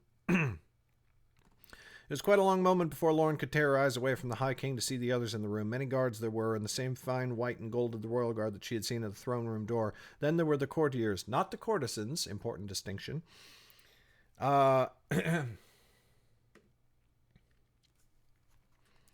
Clustered in their splendid suits and gowns all along the sides of the hall. She also saw quite a number of mystics in attendance, their red cloaks marking them as certainly as the badges upon their chests.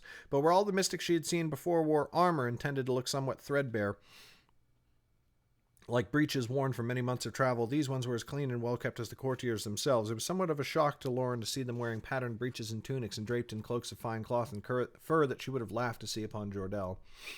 They came to a stop at the foot of the dais. Lauren raised her gaze to the High King, and then she noticed the two men standing to either side of her. One wore a red cloak over a suit of armor that looked more ceremonial than functional, and Lauren took him at once for the Lord Chancellor of the Mystics. The other man wore grand, ornate robes of blue with silver-threaded trim and curious designs embroidered with purple. That, and the hateful way he glared at Zane, led her to guess he must be the dean of the academy.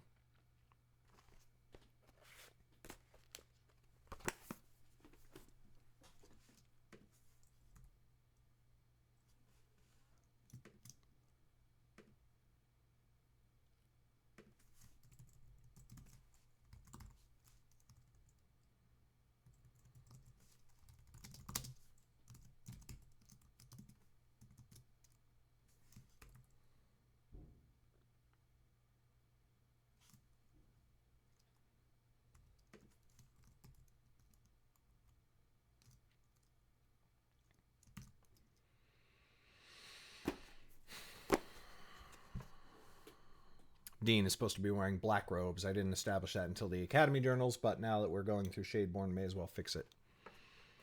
Still so weird to be adjusting my glasses. Can't even tell you. Ba-ba-da-ba-da.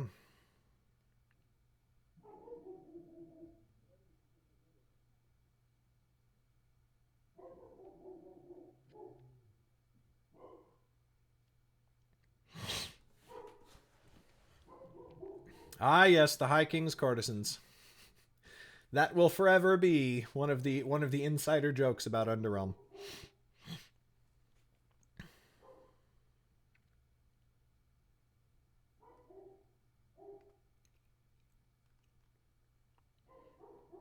A sharp kick from a plated boot made her legs give out, and she fell to her knees before the throne.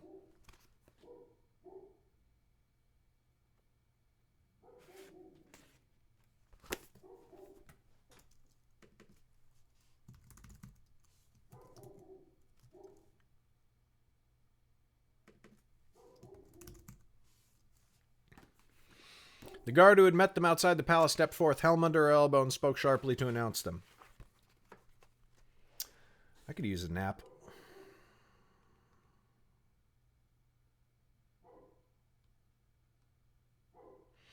Your Majesty, I bring before you Zane of the family Ford, our criminal beyond the king's law, sentenced to death by order of the mystics.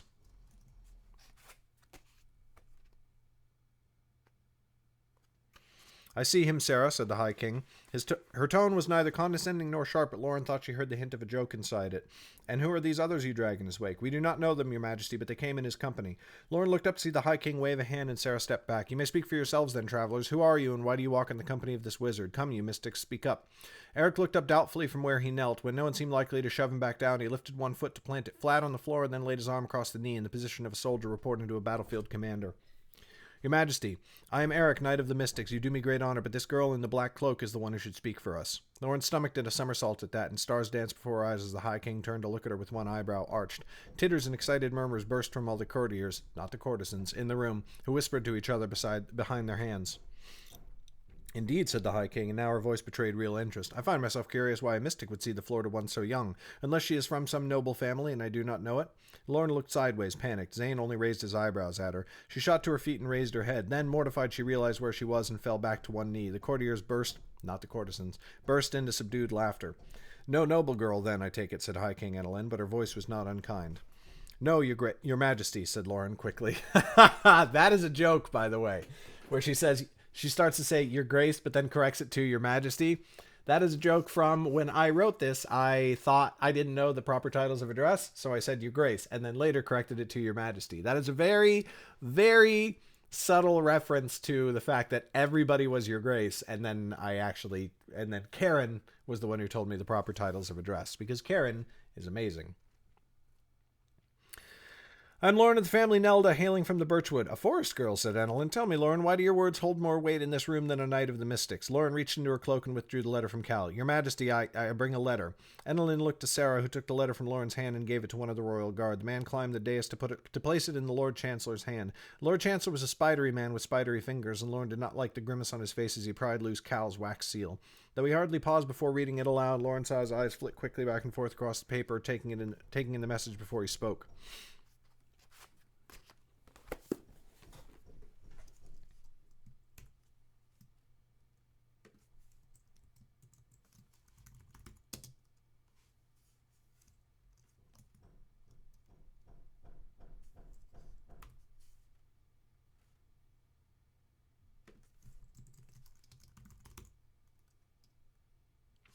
Yay, Karen.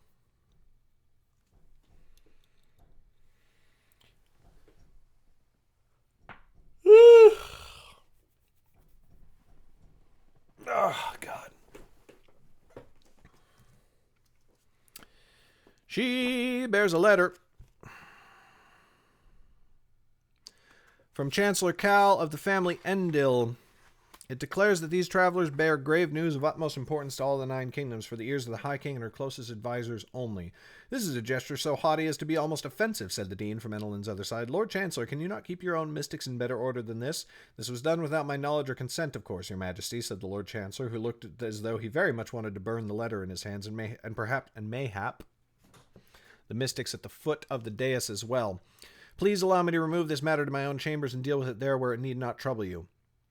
The mystics may be your concern, but Zane is not, said High King Annalyn, her voice just sharp enough to bring the throne room to complete silence. It was I who issued the order for his arrest, though it was at your urging. An arrest that your men have failed...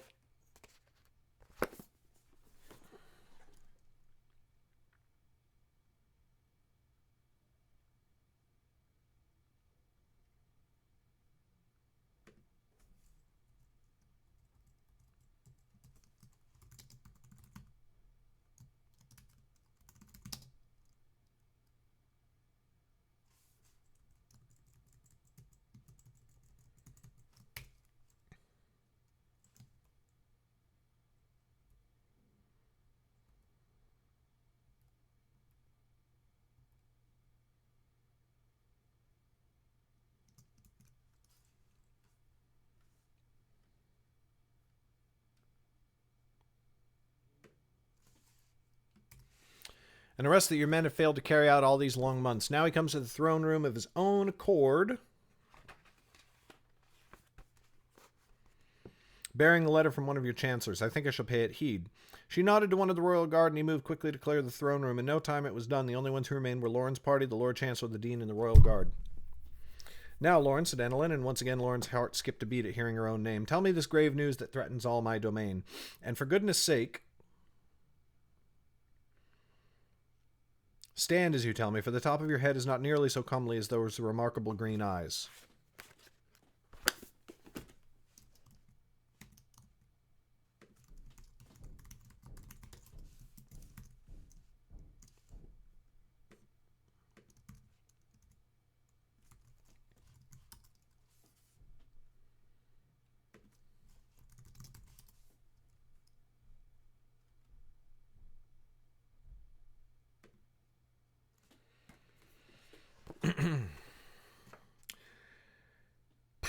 Lauren swallowed hard and found for a moment that her legs had failed her utterly, but at last they heard her command and she forced herself to stand. Your Majesty, I have come, that is to say, we have learned. She faltered, for the words would not come, no matter how hard she tried to muster them. Enelin leaned forwards, clasping her hands in her lap.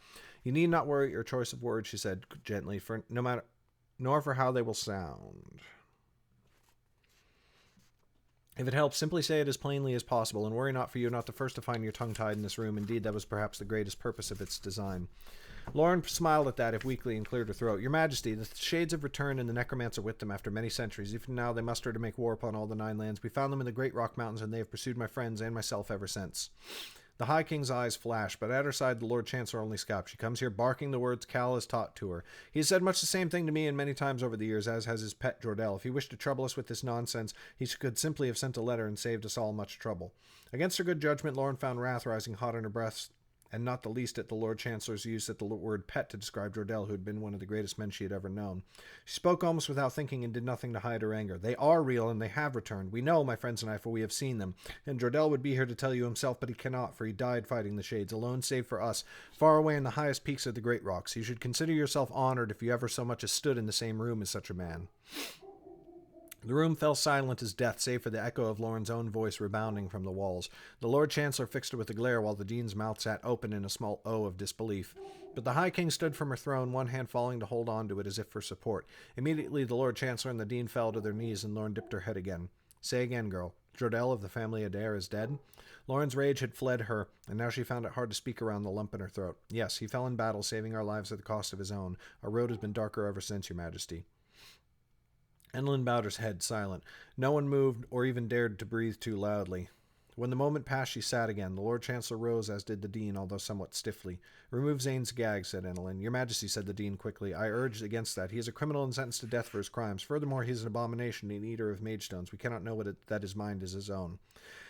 Enelin turned to him, mouth twisted in displeasure. Look at his gaunt cheeks, his wasted limbs. He is half dead. Can you, as the Dean of the Academy, not protect me and my court from so weak a wizard of this? For if that is the case, I know I would feel more comfortable with a much more powerful wizard holding your position. The Dean glared down at Zane, and there was more than a hint of anxiousness in his look, but he shook his head quickly. Of course I will, Your Majesty, and it will be my great honor. Good, said Enelin. Remove it. A royal guard hastened to obey, and once the cloth was removed, Zane flexed his jaw once or twice until it popped. Lauren saw the Dean holding his fingers in a claw by his side, lips parted as if ready to strike with magic. But Zane only rose to one knee and looked up at Enelin, neither with anger nor with shame. He looked only expectant. Did you speak over his grave? Enelin asked him. Lauren had not expected that, and by his look neither had Zane. He bowed his head. No, Your Majesty, none of us could, for the grief of his loss was heavy upon us, but he fell from a bridge that spanned a great chasm, and into the stones of that bridge I inscribed my words. Tell me. Here fell a great man, a clarion trumpet against danger, in darkness where none could see. His name was Jordell. Zane spoke the words as if they were a prayer, and suddenly Lauren was back on the bridge by his side. She saw Jordell's mangled body once more in the cairn they had built him of rocks, and his red cloak which they had buried him in. She bowed her head, and tears sprang unbidden into her eyes. Enelin nodded at Zane when he was finished, a quiet smile on her lips. That was very like him.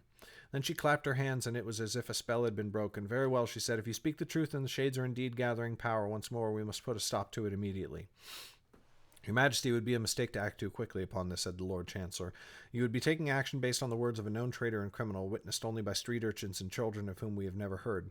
They came escorted by 4 of your soldiers, said Annalyn. Soldiers who will receive appropriate discipline, said the Lord Chancellor, staring daggers at the mystics who studiously avoided his gaze. I fear I must confess myself still in mystery, said the Dean, eyes narrowed as he looked from Zane to Lauren and back again. Who are these people the girl speaks of?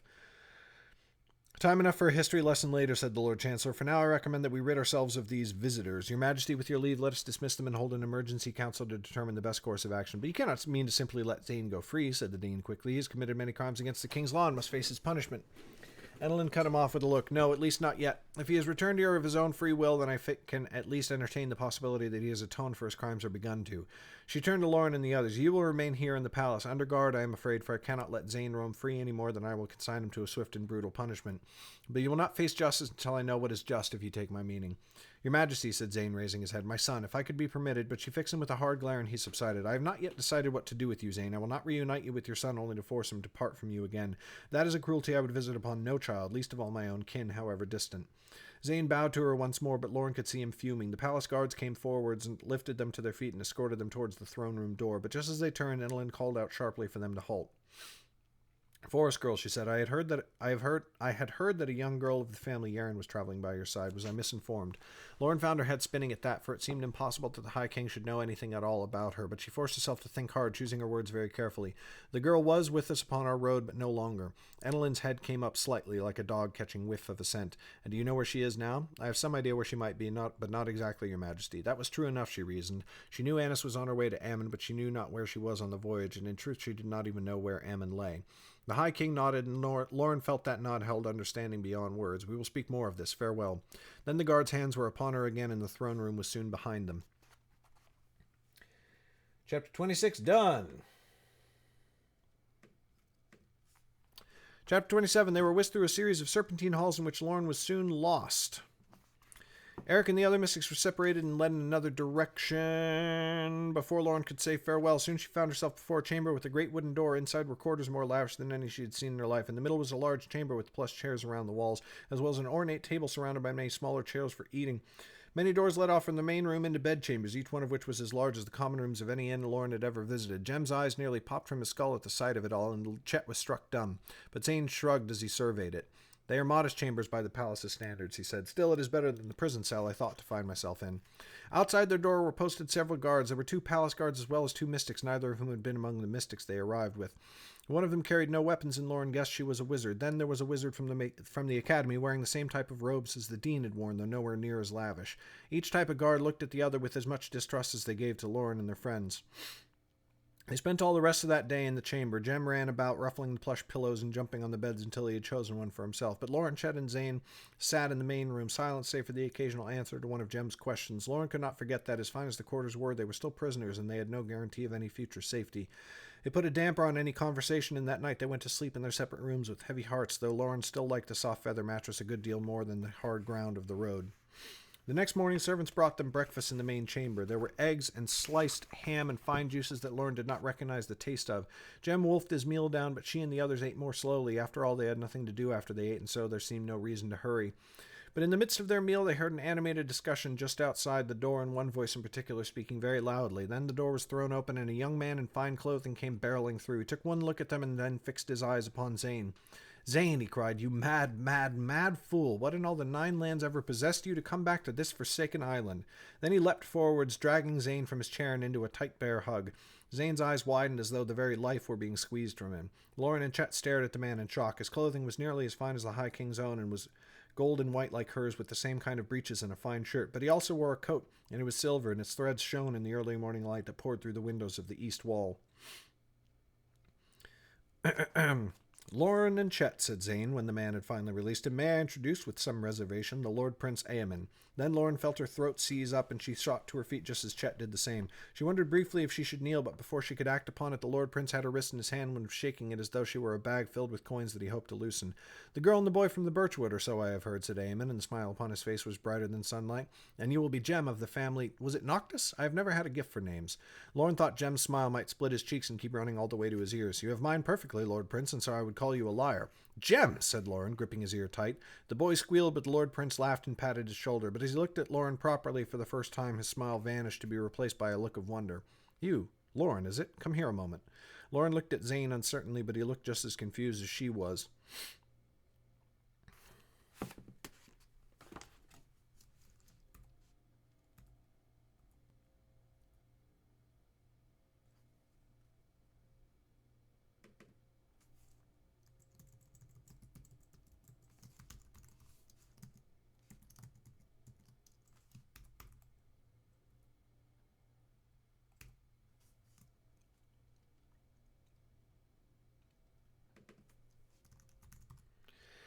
But he seemed just as confused as she was. Slowly she stepped towards the Lord Prince. Without warning, he took her shoulder with one hand, and with the other he tilted her chin up to look him full in the face. She smelled his faint whiff of perfume on him, pleasant and not at all overpowering, and on his breath was the scent of mint. You were touched with elf glamour, he said, voice scarcely above a whisper. She swallowed hard and looked over to Chet.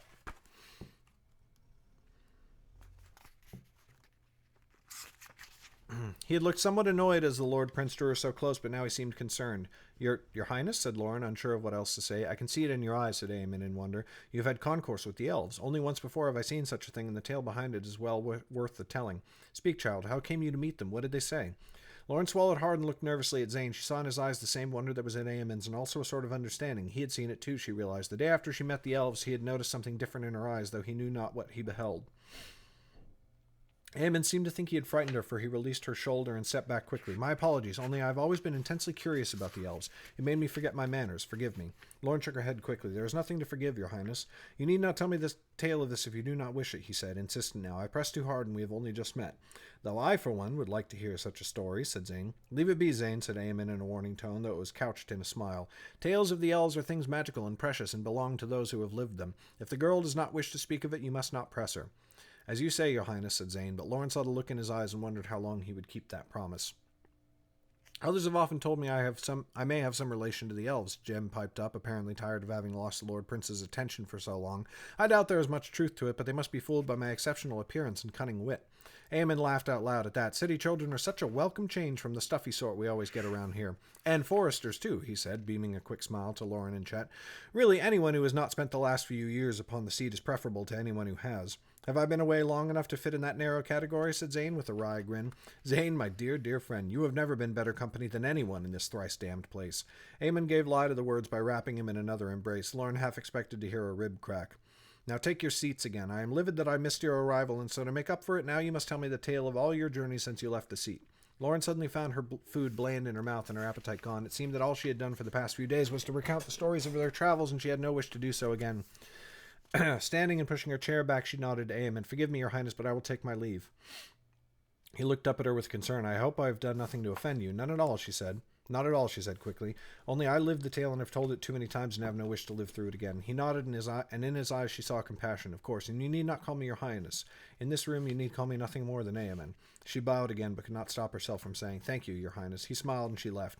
Chet stood silently to go with her. Jem, however, stayed behind, for his eyes had lit up with glee from the moment he had beheld the Lord Prince. Lauren and Chet went to her room and had a door set in the back wall which led out to a wide stone balcony that overlooked a peaceful courtyard. There were chairs in which to sit, but she felt the need to stay on her feet. She went to the railing instead, leaning her elbows upon it and looking at the grounds below. Chet joined her there in silence. A beautiful garden was laid out before them both, and they saw gardeners going about their business among the flowers and the hedges. I know we are confined to these quarters, said Chet, yet it is hard to feel as though we are being cooped up. Scarcely in my life have I imagined such luxury as this. But Lauren had stopped looking at the garden, and instead she stared away north and east. Beyond the grounds below was the palace's outer wall, and then the city, and then the great bay stretching for miles. Somewhere on those waters was Annis, or mayhap she had already landed in Dull Moon and was on her way to Ammon. I wonder how far away she is, Lauren said softly, and in what direction. I hardly spared a thought for her yesterday, but now I find myself missing her far more than I expected. She will be safe, I know it. You cannot know that for certain. Chet turned so that he was leaning back against the railing. But I can. You devised a plan for her safety, and if I have faith in anything in all the 9 lands, it is your cleverness. She gave a wan smile at that, but said no more. They spent a while looking out at the bay and then at the courtyard, and when Lauren tired at last of standing, they went to sit in 2 of the balcony's chairs. There they rested in the sun and the silence until the door swung open and Jem came running out to find them. He looked thrilled enough to burst. The Lord Prince just left, he said. Never have I met such a man as he. Always quick with a joke, yet courteous to the border of fault. And Lorne, you will not believe this. When I told him of the swordplay Jordell taught me, he promised to join me in practice. I will practice with the Lord Prince. I could never have dreamed of this when I was a starving little boy scuttling along the rooftops and gutters of Cabras. Lorne smiled at him, and he fawned like a puppy whose ears had been scratched. He ran to the railing and drank deeply of the scent of flowers wafting up from below. But then Lorne saw his gaze drift upward.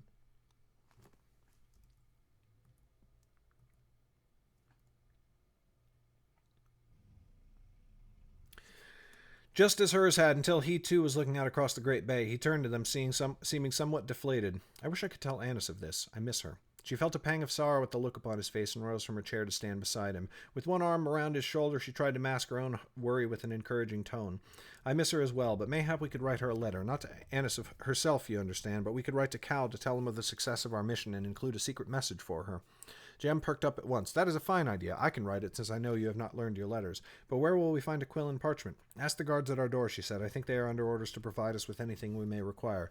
Be quick about it and remain cheerful, said Chet with a smile. We will soon see her again, for with the Lord Prince at our backs, I am certain this will be sorted out in no time. Oh, poor Chet. Poor, poor Chet.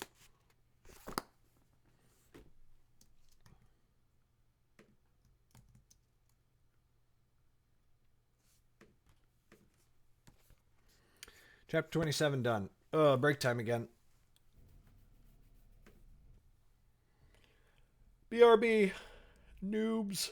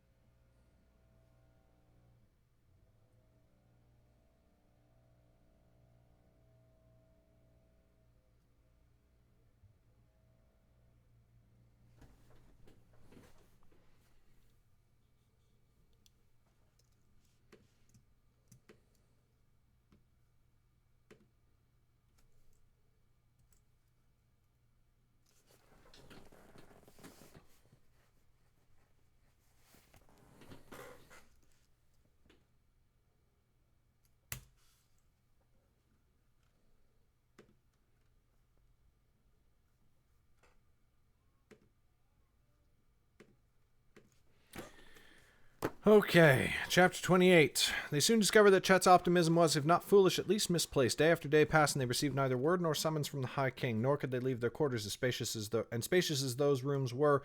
Lauren felt chafed by them before a week had passed. There were only so many chairs to sit in, so many soft cushions upon which to rest before she felt she would rather fling herself from the balcony than spend one more day idle within her room.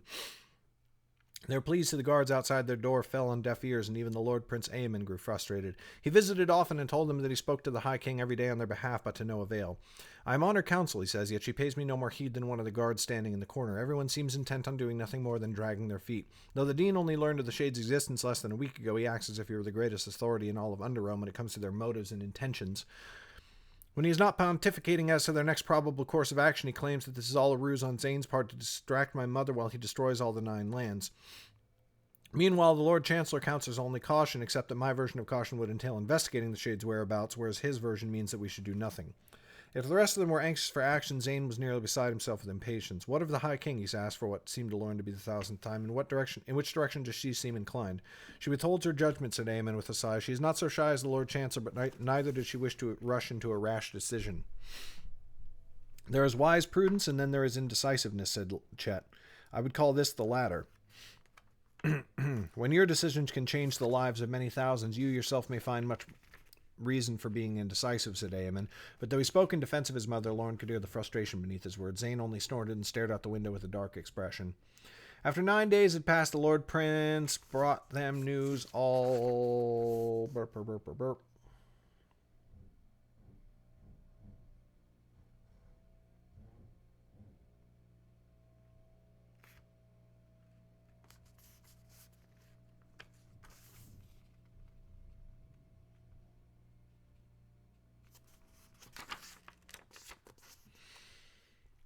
After 9 days had passed, the Lord Prince brought them different news altogether. This time he spoke to them in a low voice, leaning across the table with a sidelong glance at the door. I thought I should tell you that the family Aaron has been trying desperately to see you, or I should say to see Lauren in particular.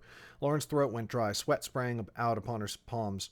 What do they want? What do you think? Said Aemon, arching an eyebrow. They seek the girl Annis, but the High King has forbidden them from obtaining an audience with you. Their representatives grew so insistent that finally she banished them from the palace grounds while you remain here. Well, at least that is one worry sorted, said Jem hopefully. I would not be so optimistic as to call that the end of it, said Zane. Nor I, said Aemon. Was it Damaris who was asking after us, or servants of hers? Aemon blinked at her. I am sorry, I thought you would know. No one has heard from Damaris or her caravan in weeks, not since the time that you saw her last in the Great Walks. When you arrived here and told the High King that part of your tale, all the palace chatter about her ceased at once. Either she has fled, knowing the High King would seek justice against her for siding with the Shades, or something else has happened to her that we do not know. That gave Lauren some relief, and at the same time she found herself wondering after the caravan's fate. She doubted she was so fortunate that she would never hear from Damaris again, but then again she had assumed... But then...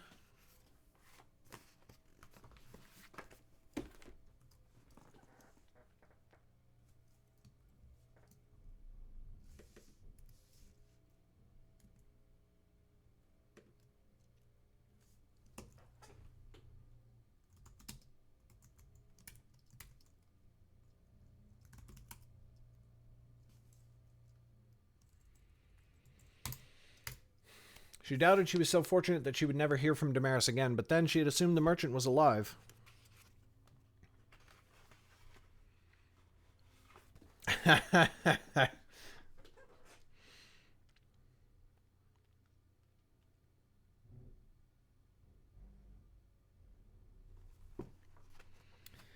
But then she had assumed the merchant was alive. Now that she thought further, it seemed entirely possible that the Shades, or perhaps the necromancer himself, had taken revenge on Damaris for the disaster in the Great Rocks. It was a chilling thing to think that Damaris might be dead, and to her surprise she was not entirely certain how she felt about it. Moreover, she did not look forward to telling Annis the news. That would be no matter for a letter. It would have to be done in person once they left the seat, if indeed we ever do leave the seat, she thought to herself. It was 12 days since they had arrived at the palace, and evening was working its way towards night. The dying red of sunset filled the sky through the window, and servants had already come to light lanterns throughout the room. The Lord Prince sat with them at their table for supper, and he and Zane were deep in their wine. Lauren and Chet had poured themselves each a cup, but Lauren found the palace wines too strong for her and had only sipped gingerly.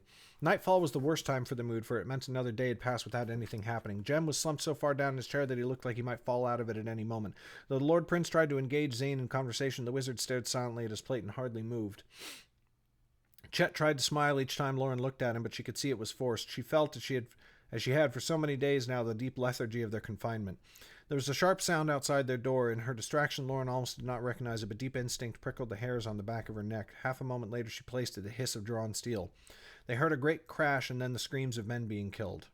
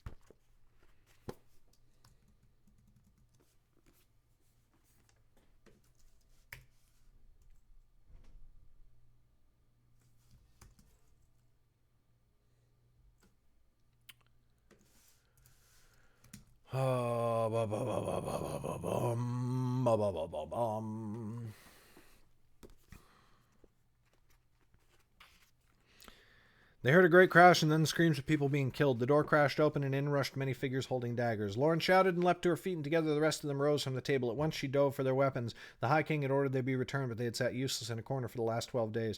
Now Lauren snatched up her staff and turned to face their attackers. Chet was only a heartbeat behind her. The figures struck, two of them coming for Lauren with their knives bared. She backed up, forced away from Chet in the fight, and swung her staff wide to keep them at bay. They wore hoods and black masks that kept her from seeing their faces. She could only see their eyes glittering in the light of the lanterns and the flash of their daggers as they swung. Though they had caught her off balance, she swiftly recovered. One of them fell to a heavy blow from her staff. As the other backed off a step, Lauren struck the one who had fallen once more across the temple. Behind her foe, she was scarcely aware of Chet facing another of the attackers. Farther off, the Lord Prince used his chair to fend two of them away from a weakened Zane. Jem battled another with swings of his sword. The boy showed far more grace than Lauren had come to expect from him. It seemed his training had paid off at last. All this she took in at a glance, and then the masked figure came for her. Her staff batted his dagger away, but he kept his grip. A smaller knife appeared in his other hand. This thrust towards Lauren's stomach, but she sidestepped, almost too slow. The blade grazed her side, and she winced with the pain. But her attacker had stepped in close and was off balance. Lauren brought her fist crashing into his nose. In surprise, he dropped his blade, and Lauren drove her fist into his gut. As he doubled over, she brought her staff down upon the back of his head with all her might. He fell to the floor and lay still. Chet and Jem were still fighting. The Lord Prince had managed to down one of his opponents and found a sword to deal with the other, who was being forced slowly backwards. Chet was holding his own, but Jem had his back to the wall. Lauren could see the terror in his eyes. She ran for him. He saw her coming and with a scream swung wildly at his opponent. The man leapt back, arms wide, and Lauren drove the butt of her staff into his lower back. He clutched it where she had struck him, and when she brought her staff about to knock him senseless. Wincing at the pain in her side, she turned to Chet. She was just in time to see his opponent drive a dagger into his chest.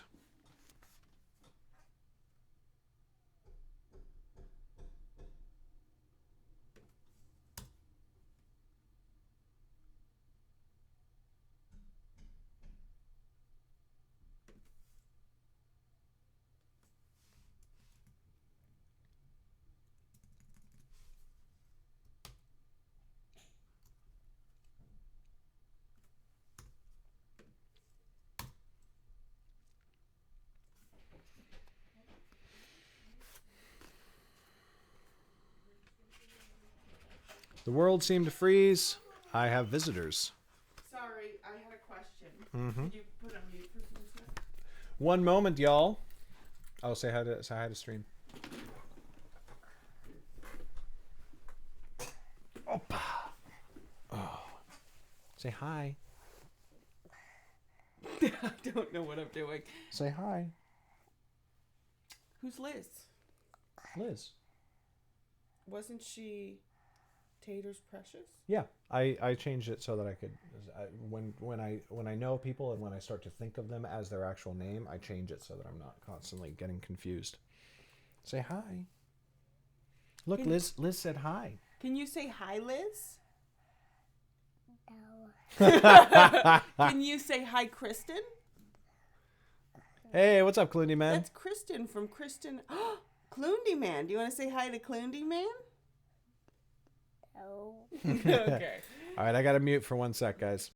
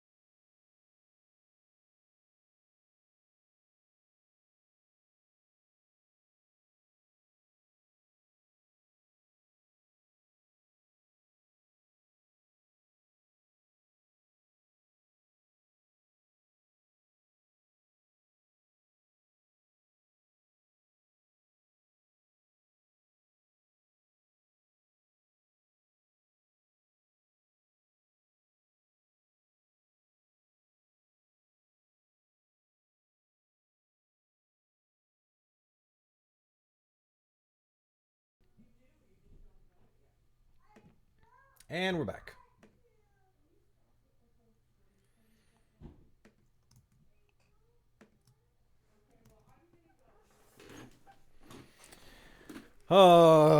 Okay. The world.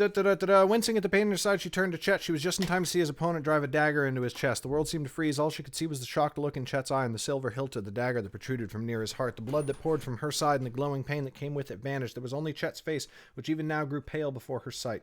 Someone was screaming, and with some surprise, Lauren realized it was her. She tackled Chet's foe from behind, bearing him to the ground. With both hands, she gripped his head, then slammed it into the floor twice in quick succession. Thank you, Liz. Until the man lay unmoving beneath her. But above her, Chet was still on his feet, and his eyes had moved past her. She looked back to see the last attacker disarm the Lord Prince and sat atop him, trying to press the blade into his throat. Chet rushed past her and threw himself at the attacker, knocking him to the ground. The Lord Prince rose up and took the knife, using it to slit the man's throat. Chet rolled off and away, falling to his back on the stone floor. He shivered, clutching with both hands at the hilt that stuck straight up from his breast. His teeth were gritted, lips peeled back in a grimace of pain. Lauren was kneeling by his side, holding his hands, trying to stop him from pulling the knife out, for surely that would send his lifeblood streaming out of the open wound. She was shouting, Jem was shouting, both of them screaming for help. Finally, far, far too late, guards came running through the door. They tried to pull Lauren away from Chet, but she fought them off. Dimly, she was aware of Eamon ordering one of the men away to find a healer, but she did not look up to see him go. She was looking at Chet, holding his gaze, willing to keep his eyes open, but she failed, and his eyes slid shut while she screamed at him to open them again.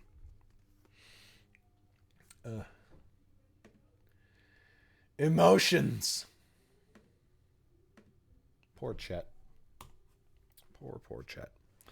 Chapter 29. The healers worked their crafts upon Chet through the rest of that day and through the night, and still they were there the next morning. All the while, Lauren sat by his...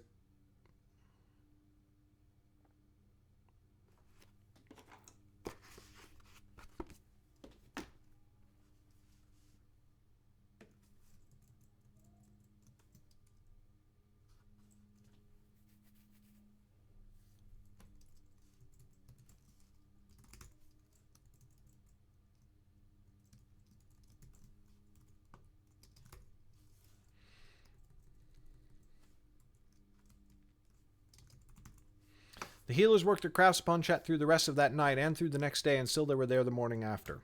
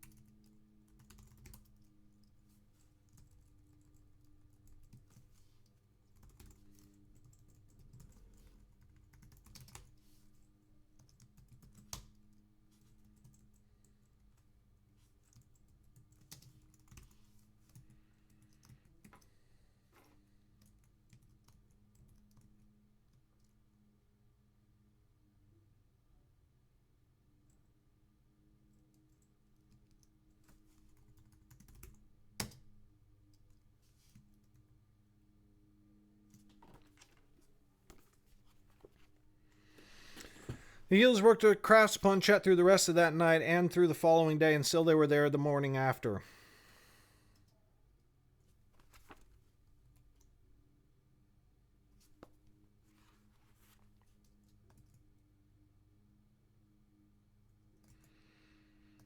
All the while, Lauren sat by his bedside and held his hand. Again and again, Zane told her to try and rest until at last Jem shouted at him to leave. Someone, probably Eamon, told her that the healers were the High King's own and the best in all the 9 lands. She did not listen. It did not matter. All that mattered was seeing Chet's eyes open again, yet hours turned to days and still they remained shut.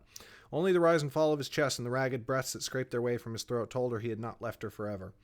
Jem stayed with her, sitting on the other side of the bed, and Zane was there during all the daylight hours. The Lord Prince was there nearly as often, now always escorted by members of the Royal Guard, and when he came, Jem would give up his chair to sit at the foot of the bed like a dog hovering near an ailing child.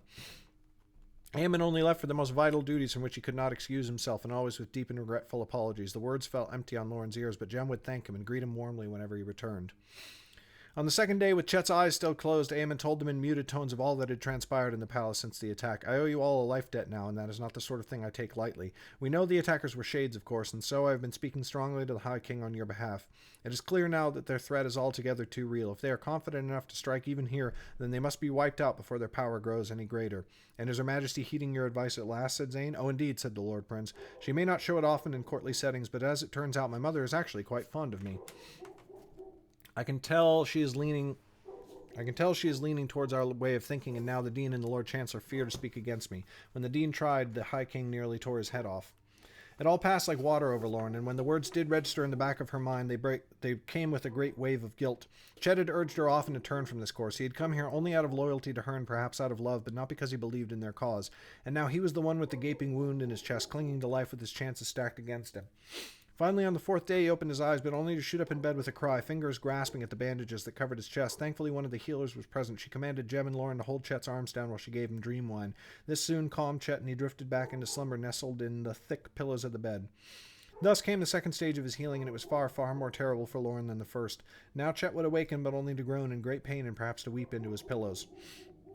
Always she was ready with the dream wine, and after a few swallows he would drift back to sleep, senseless. His eyes never seemed to fix upon her, nor did he recognize her voice. He existed in 2 states, the numb oblivion of sleep and the unthinking agony of wakefulness. It tore at her very soul, and whenever she was alone she whispered her fervent prayers to the sky that it would end. But then, too, she was aware it might yet end in his death. And then on the 8th day he opened his eyes and looked at her, and he smiled. "Chet," she said, taking his hand gently, "can you hear me?" "Scarcely," he said, the word coming slurred. "I feel as if my head is stuffed with wool." "That is the wine," she said, voice cracking as tears came to her eyes. "You are likely as drunk as anyone I have ever seen." "So I am," he murmured, lips barely moving, "only I wish I were drunker still, for my chest hurts terribly." "Do you remember what happened?" she said. "Yes," he said, his voice grim for a moment, but it soon lightened again. "I am some sort of hero, I suppose." "Some sort, mayhap," she said, laughing. The healer came in just then, and when she saw Chet was awake, she rushed to his side. She asked him many questions of his pain and his breath, and if there was any feeling in his hands, and so many other things that Lauren lost track. In the midst of the questions, Chet drifted back off to slumber. "That is very good," said the healer, and Lauren could hear the stark relief in her voice. "It means the worst is over. It will get easier from now on." "When will he awaken in earnest?" said Lauren. "It will be several days yet. Such things take time, but he will gain more and more strength, and by tomorrow he should be able to talk for a while." She left then, and Zane entered a moment later, accompanied by Jem, who had been off to relieve himself. He awoke, said Jem. "What did he say?" "Drunk and rambling," said Lauren. "He has had more wine these last few days than I have in my entire life." Jem clutched Chet's other hand, giddy, and even Zane gripped the foot of the bed as though relief had made him suddenly weak. Chet's eyes opened once more that night, and then again the next morning. Lauren gave him more of the dream wine and fed him some breakfast when he asked for it at the healer's instructions. But as she was spooning eggs into his mouth, the door of the chamber swung open, and High King Enelin strode in, surrounded by members of the royal guard. Jem fell to his knee before her, and Zane lowered himself more slowly. Lauren did not move, though she did put the plate down upon the bedside table. The royal guardsman fixed her with an ugly look, but she stared right back at them in defiance, for nothing in the Nine Lands would make her move even that far from the bedside.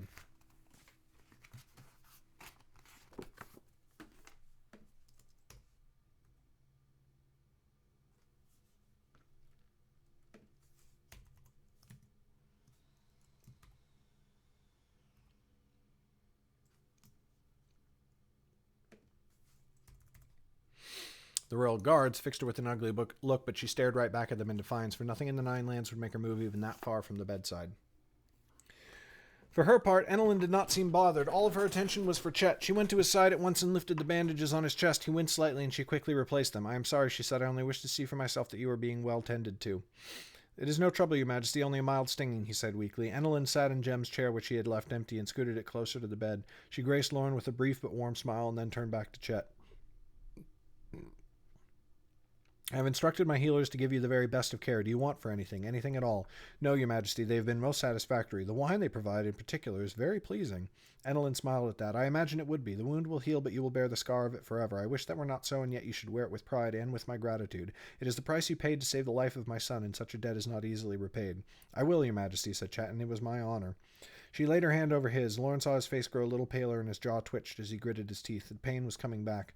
Quickly she stood and reached for the wine, leaning over to help him drink it. Enelin stood from her chair with one more gentle pat of his hand. "Rest now. I will come visit you again when you are healed to ensure that you have been well tended to." When Lauren had finished giving him his drink, the High King fixed her with a look. "Now, Lauren of the family Nelda, I must ask something of you."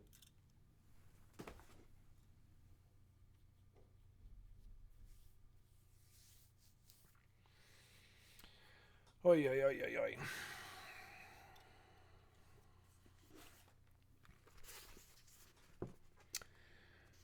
Da-ba-da-ba-da. "I know you do not wish to leave him, and no one could blame you, but my advisors and I require your counsel, and yours as well, Zane." Lauren set her jaw. "Your majesty, I hardly think my words could be any more useful than theirs. I am a simple forest girl."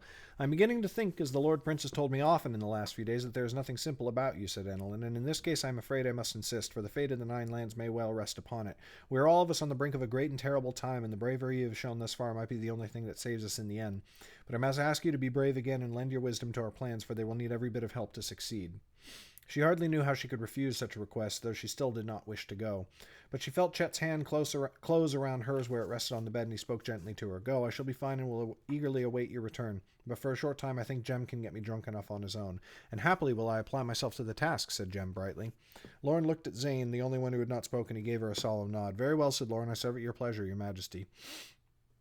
"Thank you," said Enelin, "and you may be assured of his safety. I will leave 2 of my royal guard here to watch him, and they will remain on post for as long as his healing requires."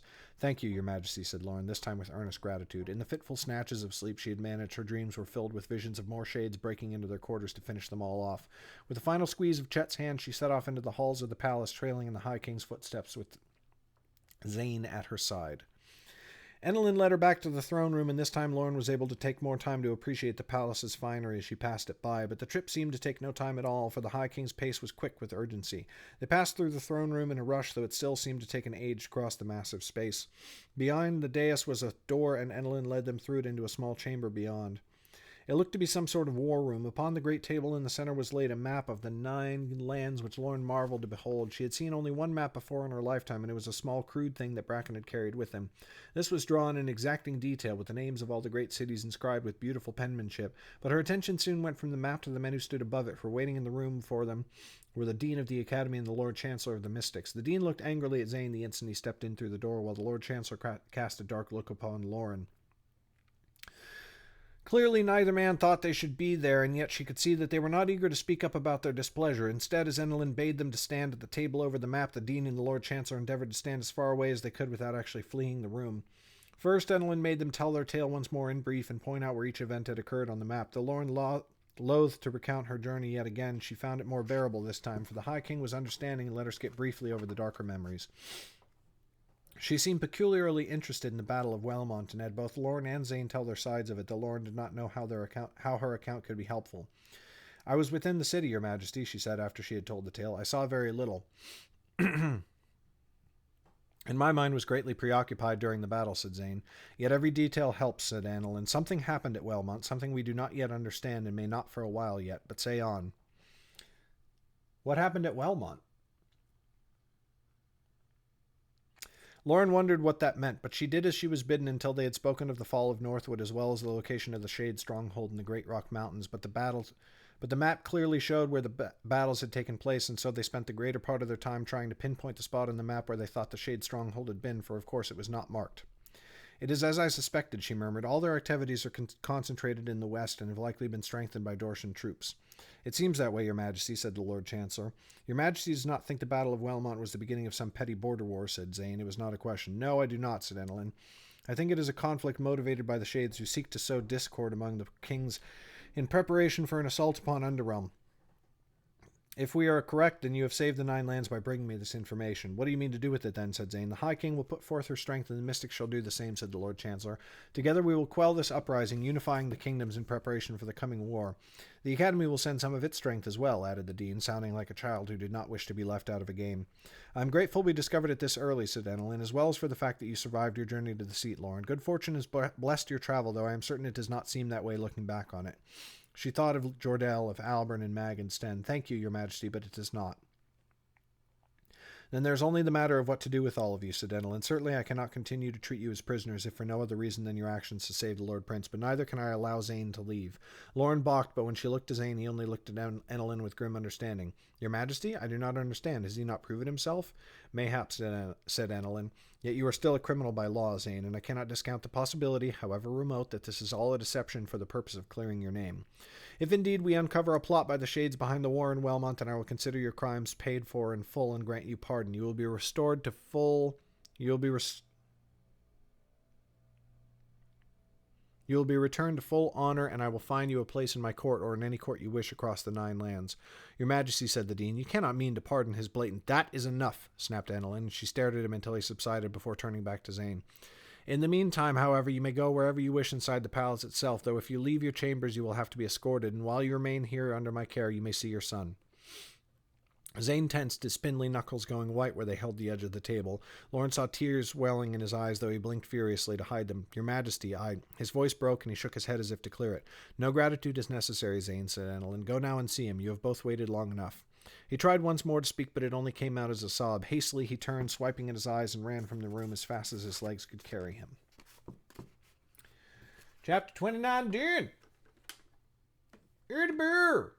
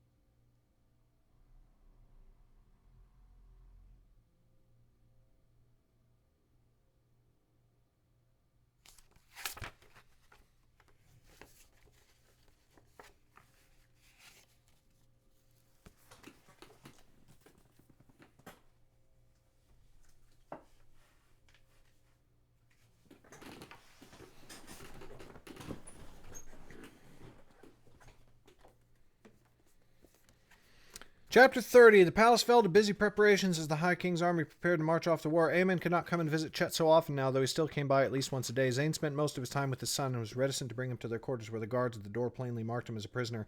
Lauren saw him but once, a small wide-eyed boy not half Jem's age who looked at her green eyes in wonder and blushed as he hid his face in his father's pant leg. Lauren stayed with Chet always, even when Jem finally grew bored and went to practice swordplay with Aemon as promised. When he was finally able to sit up in bed, she would help him rise each morning and aid him in lying down again each night. When at last the healers would let him try to walk, she would take his arm as he hobbled out to the balcony, there to sit with him and watch the sun make its slow way through the sky. Always Jem would come and visit them with news of the palace's goings-on, but the boy had clearly determined that Chet was no longer in any danger and meant to experience every minute of the excitement.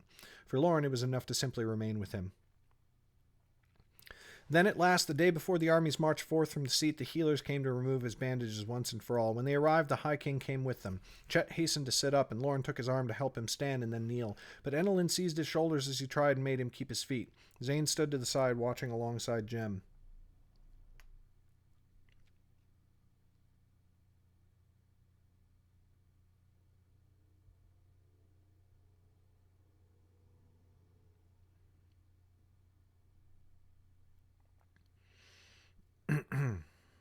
Slowly, layer by layer, the healers unwound... Phrasing on that is weird.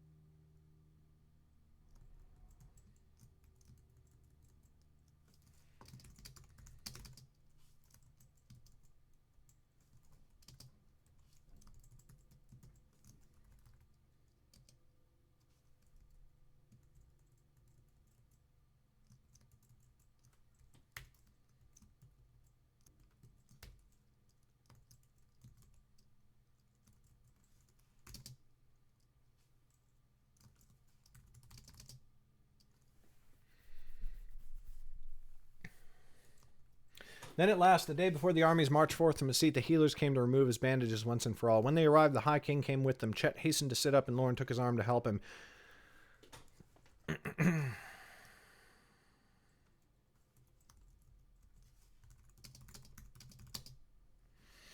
Chet hastened to sit up, and Lauren took his arm to help him. He left the bed and tried to kneel, but Enelin took his shoulder and bade him to remain on his feet. Zane stood to the side, watching alongside Jem. There we go.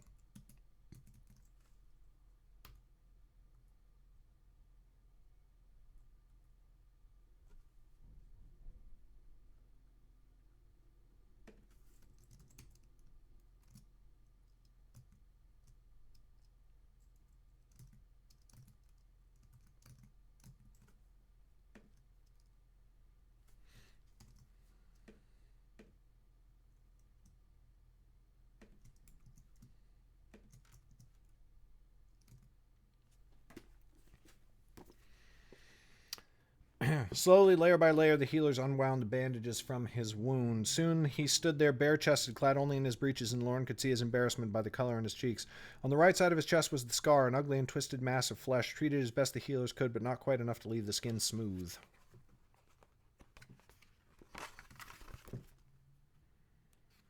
"Now you must still treat yourself with care," said the healer, tilting her graying head as if Chet were a wayward child. "Engage in nothing too strenuous, and you will remain healthy enough." "Thank you," he said quietly. The healer bowed and backed away. "It is you who are owed thanks, Chet of the family," Lendell said Enelin. "You stand before me healed and yet scarred by a blade that was meant for my son. Only 2 men in this room can claim that."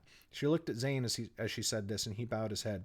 "For that I owe you a great deal. Any service I may give, so long as it does not break my vows to serve the 9 lands, I will grant you. Ask for land or a lordship, and it shall be yours." Chet swallowed hard, and his hand gripped Lauren's shoulder more tightly, but he shook his head at last and ducked his head. "Thank you, Your Majesty," he said quietly. "I have never longed for anything like that. I only wish to go forth and see a bit of the 9 lands and see if I can find a better place to live than my home. And if I fail, then there I mean to return, for the woods are good enough for me." Enelin smiled, and she reached forward to tilt his eyes up to hers. "That is well, but the young heart may seek to wander while old bones wish to sit at rest. So long as you roam the 9 lands, you shall do so with my blessing, and if the day should come when you wish for yourself a home, only say where, and so long as I sit my throne, I shall grant it to you." Chet bowed to her, and with Lauren's help and many words of earnest thanks, Enelin smiled once again and then left him alone. All the excitement had left his knees somewhat weak.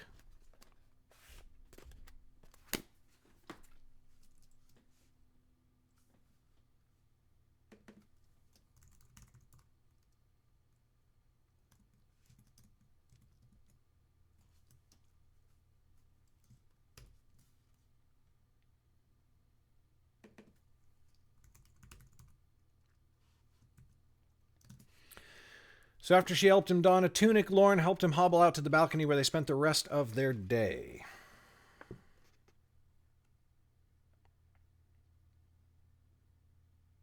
As they sat there in the afternoon sunlight, she found herself studying him from the corner of her eyes, and her heart thundered loud in her ears. To see him there so happy and carefree, overawed by the grace bestowed upon him by the High King, was a far greater thing than she had hoped for just a week ago, and she knew at last and for certain what she had long suspected.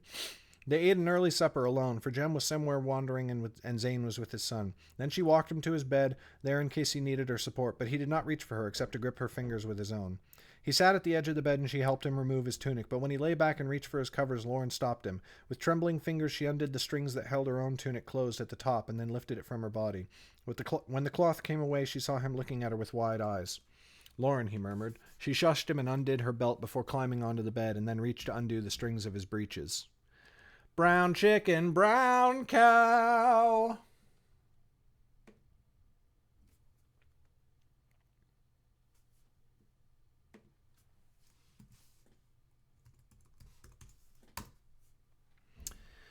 From the palace walls the next day they watched the armies march forth. All in a row they stood at the ramparts, Lauren and Chet and Zane and Jem. Below them in the streets the mystics were gathered in rank and file. They wore shirts of mail and carried shields on their backs, and at their hips hung blades of castle-forged steel.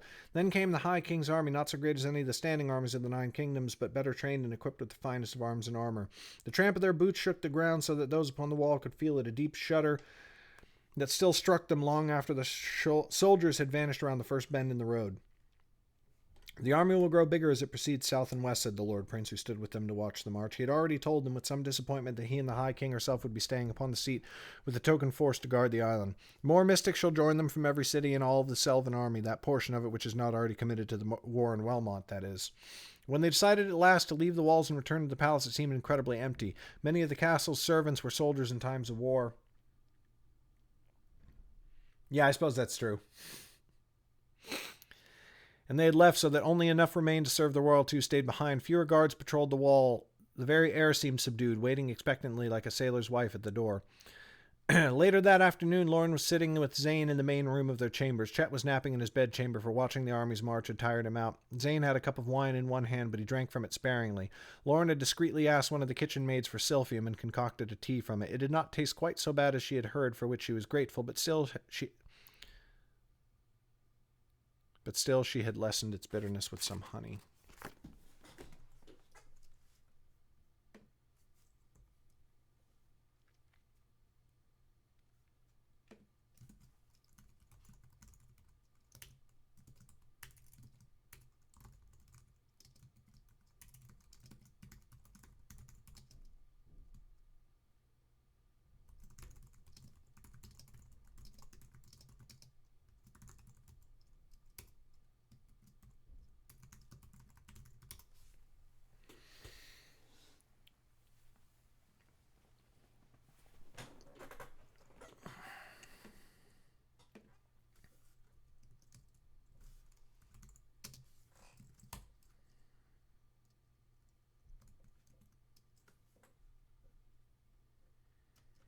I have one theme of Underrealm in my head. And it's the main theme. It's Underrealm's version of dun dun da da dun da da da da da da da da da. It's my version of that for Underrealm.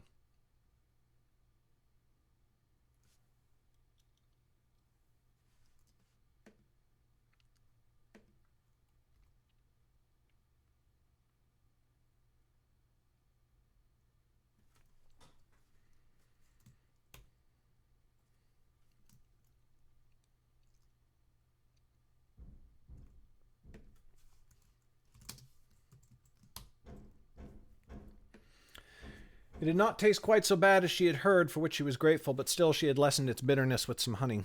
"I think I know the smell of that tea," said Zane, keeping his eyes on the contents of his own cup. Mayhap you do, said Lauren, and though she felt her cheeks glowing, she refused to look at him. Still, she could feel him smiling secretly to himself, and the silence that followed stretched just long enough to grow uncomfortable. What do you plan to do with yourself now, wizard? He looked up in surprise. Now? Why, wait for the armies to return, of course, and for my fate to be decided. She rolled her eyes. You know what I mean. The armies will return, and the High King will grant you your pardon. What then? Zane pursed his lips and shrugged. I will tell you the truth. I had not thought upon it overmuch. Until only recently, the notion of earning back my innocence seemed too far-fetched to plan for.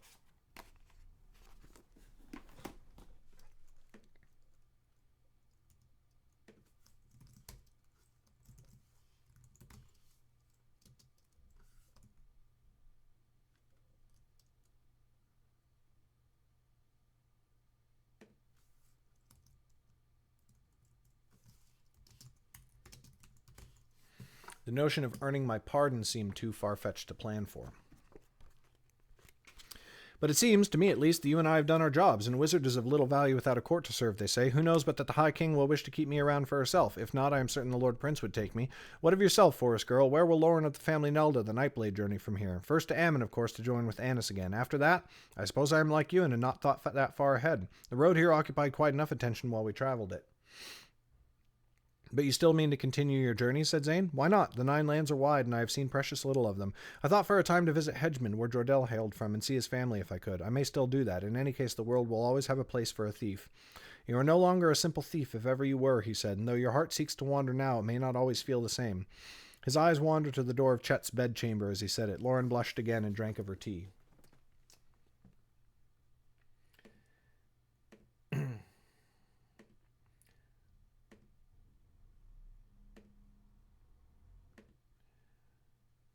Lauren and Chet in a palace on the seat.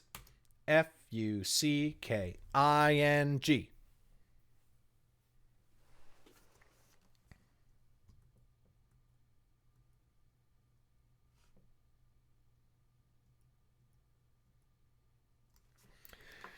Chapter 31. One night as Lauren lay in Chet's bed, her head resting upon his arm, she heard a crash from outside the window.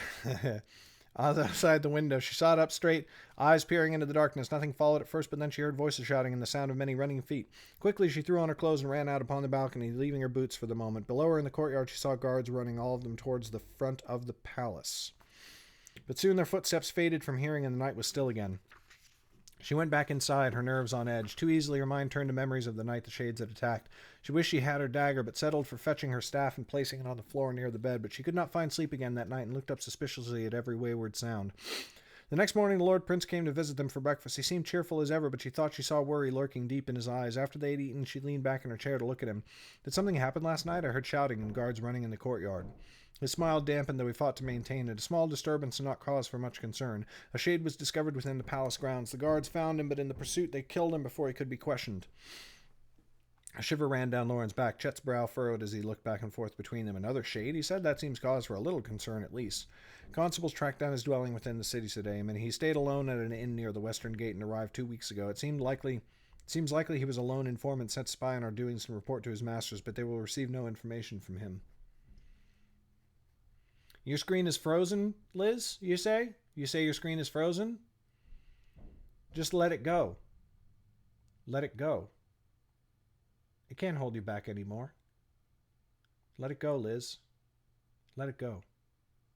Just turn away. Slam that door.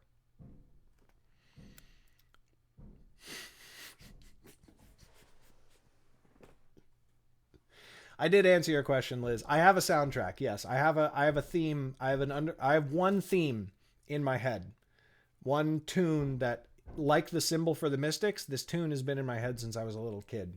I don't know where it came from. I've tried to make sure that it's not a tune from something, like from some movie I watched when I was a kid, but I've never seen a movie that had this theme as its theme. So that is the theme for Underrealm. It's Underrealm's version of the main Lord of the Rings theme, the dun dun da da dun da da dun da da dun da da dun dun dun dun. It's that, but for Underrealm.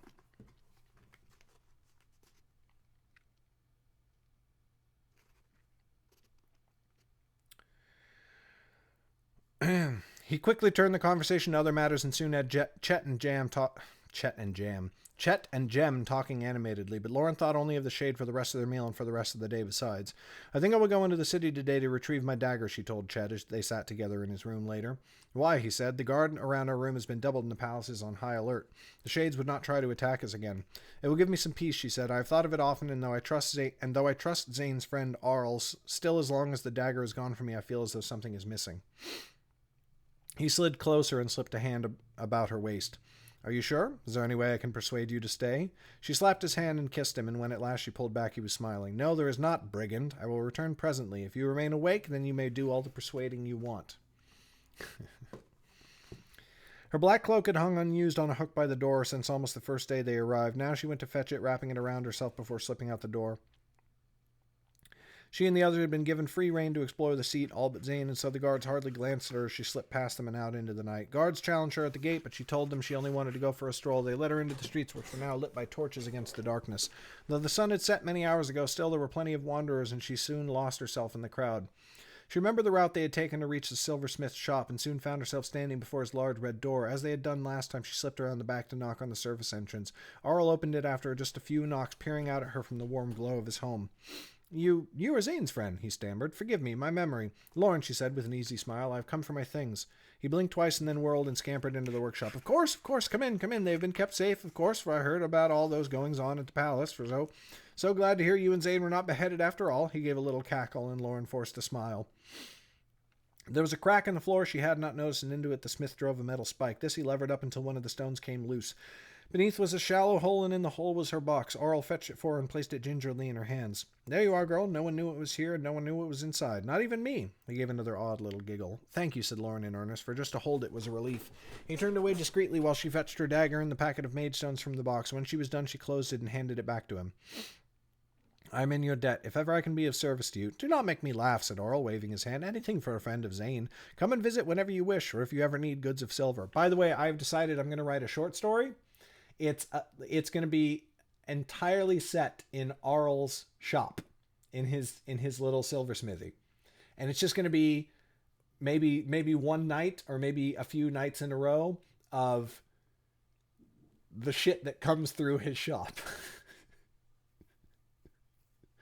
Zane and Eben and Adara and the Lord Prince and Lauren and Talib and just everybody that's all the shit that goes to and one character who's going to be in Quest. It's going to be awesome. Come and visit whenever you wish, or if you ever need goods of silver. I shall, and if anyone asks me who is the best silversmith in all the 9 lands, I will tell them it is Arl of the High King's seat. He kissed her cheek at that, and she vanished back into the night. Ducking into a back alley, she pulled forth one of the maidstones and bit into it. She drew a dagger and held it reversed in her hand. The dark streets lit like day, and the torches became like tiny pinpricks of light, weak and ineffectual compared to the illumination provided by her own sight. Now she moved with greater confidence, running through the darkest streets as she made her way west. When she reached the gate, she looked about for an inn. She soon discovered a problem. There were too many. Thank you, Nightbot. The seat was grander and more populated than any she had seen before and offered plentiful places for travelers to stay. She found an old man leaning in the doorway of a shop, tugging at his beard as he watched her pass by.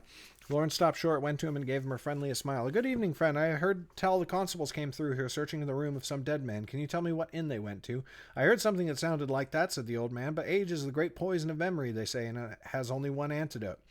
Her smile lost some of its warmth, but she dug into the purse at her belt and drew forth a gold weight. Is this the antidote? The old man snatched the coin with a flourish. It may well be. The very inn behind you, called the Shining Door, is the one you seek, and he walked away, clicking his heels on the stones of the street. Lauren threw back her hood and stepped into the common room of the Shining Door. It was bustling with occupants, and in the commotion no one gave her a second glance. She studied the room, wondering if she would have to pay another gold piece to find out which room the shade had paid for. But when she took a look upstairs, she found that unnecessary. One door hung loose, slanted on its hinges, and the jamb was splintered where it had been kicked in by the constables. Looking over her shoulder to ensure she had not been followed, she ducked into the room. No lamps were lit, a welcome advantage, for while the darkness would keep anyone in the hallway from seeing her black cloak, it was no proof against her sight. She went to the bed, hoping the sheets had not yet been changed. A quick sniff told her that was unlikely. Running her hand along the pillow, she found what she was looking for, a few pale hairs clinging to the fabric. These she picked up before leaving the room and making her way outside. A moment's search revealed the nearest torch, which she pulled from the wall and carried into an alley far from the sight of any major street. She held the blade of her dagger over the flames as Jordell had taught her until the air above The blade wavered in the warmth. Then she dropped the hairs onto the metal where they fizzled and vanished in a puff of smoke. The black designs on her dagger began to twist and shift, coiling around each other as though they were grasping for something. Then they snapped together, all pointing in one direction, east. Lauren grimaced. This was the magic Jordell had taught her, and now it told her several things. First, that there had been more than one shade, for the one they found in the palace had been killed. The dagger would not reveal a corpse. Second, the other shade, or perhaps there had been more than two, was a wizard of some description, for the magic only worked upon them. And third, the other shade had left the inn. Mayhap they had even left the seat. She owed it to herself at least to search, and so with the dagger acting as her compass, she ran through the city. She never faltered or stumbled, for in her eyes the streets were as bright as day. So she made her way tirelessly eastward, running at the loping, easy pace she had learned after years of running beneath the trees of the birchwood. Running between the trees of the birchwood. But at last she reached the city's eastern end, and before her loomed the gate that led to the docks thrusting out into the great bay. Still the designs on the dagger pointed east. Mayhap it meant the shade was on the other side of the gates, on a ship, but still on the seat. Lauren doubted it. More likely the shade had fled when their companion was killed, and was even now far away on the seat, perhaps in Dull Moon, perhaps even farther. Wherever they were beyond Lauren's reach, for the guards would not open the gates for her now at night. Shoulders slumped in defeat, Lauren turned and made her way back through the city to the High King's palace, and spent a fitful night thinking of the shades. Chapter 31 done.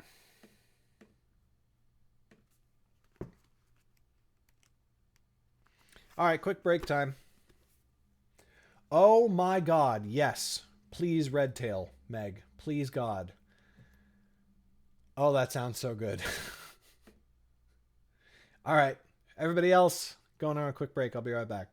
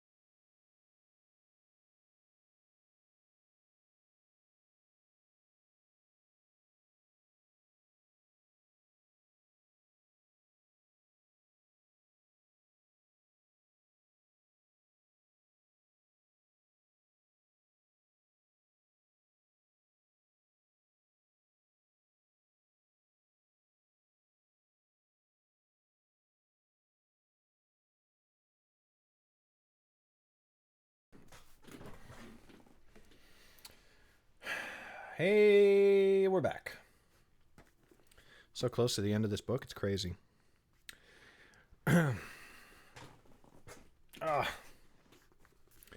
Liz, my answer would be that ignorance can be personal bliss, but is not bliss for other people. And sometimes ignorance isn't even bliss for yourself. But when ignorance is bliss for yourself, it's harmful to other people.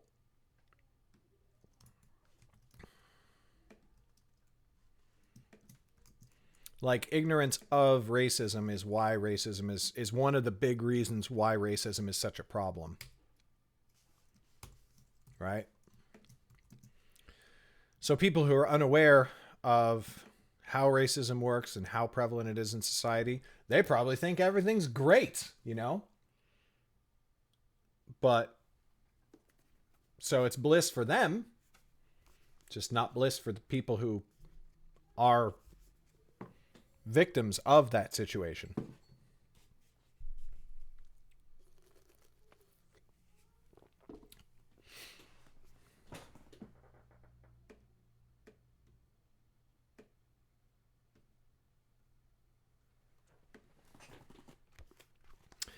"32. Some days after that, the Lord Prince Aemon visited them once more. He had taken to wandering listless about the palace, slouching in his stance and dragging his feet. When he and Zane would sit together and drink wine, Lauren overheard him confide to the wizard that he was bored out of his skull and would much rather be on the road with his mother's army than cooped up here like some prize hog. But today when he came to them, there was a bounce in his step and a rare light in his eyes. We received the first messenger back from the army, he told them. They reached Redbrook some days ago and now march west for Wellmont. They have made good time, said Zane. They are fighting men and have sat here on this island for years and years with no wars to fight, said Aemon, and they were eager. The letter says the Dortian army has already retreated from Sylvan lands and its generals have sent messages to the High King's army begging for mercy. Have they guessed that we know of their scheming with the Shades, said Zane. That is what it sounds like, said Aemon with a shrug, and more is the pity. The first time we have marched to war, true war in my lifetime, and it is over before a single battle can be fought. Lauren found herself looking askance at him. She did not see it as any great loss to have avoided a battle between such mighty armies, but then the Lord Prince was just the sort of man to long for the glory of battle. As he himself said, he had never truly fought in one. It was a curious thought, she said, that she had seen the horror of war when such a great man had not. In any case, my mother, Her Majesty, thinks it might be a ruse, so we will accept their surrender but proceed with caution just the same. The Dortians will present all their military leaders who will be put to the question by the constable's most able practitioners for any connection to the Shades. Those who are found guilty will be executed. A neat affair, said Zane, though there will likely be more work to do afterwards. The Shades undoubtedly have pockets all over the Nine Kingdom. None may be a threat in and of itself, but if united by the Necromancer, their power could be disastrous. I do not think you need lament our current absence of war, for the fighting will surely... His words died on his lips as horns blared across the walls of the palace. They all sat there frozen for an eye blink. Then everyone tried to rise at once, making for the door. It flew open and they nearly fell out of it in their haste, but then the guards were there, blocking the way with their weapons. The wizard must remain, said one of them, by the orders of the High King. He's allowed to leave with an escort, you twit, said Aemon. While there are horns upon the wall, he shall stay, said the guard. Forgive me, Lord Prince, but I obey Her Majesty. Aemon looked as though he might argue it, but Zane pushed his shoulder. Go, I will remain here, only do not leave me waiting forever. Then they were all running down the hall, and soon they reached the courtyard and took the steps up to the wall.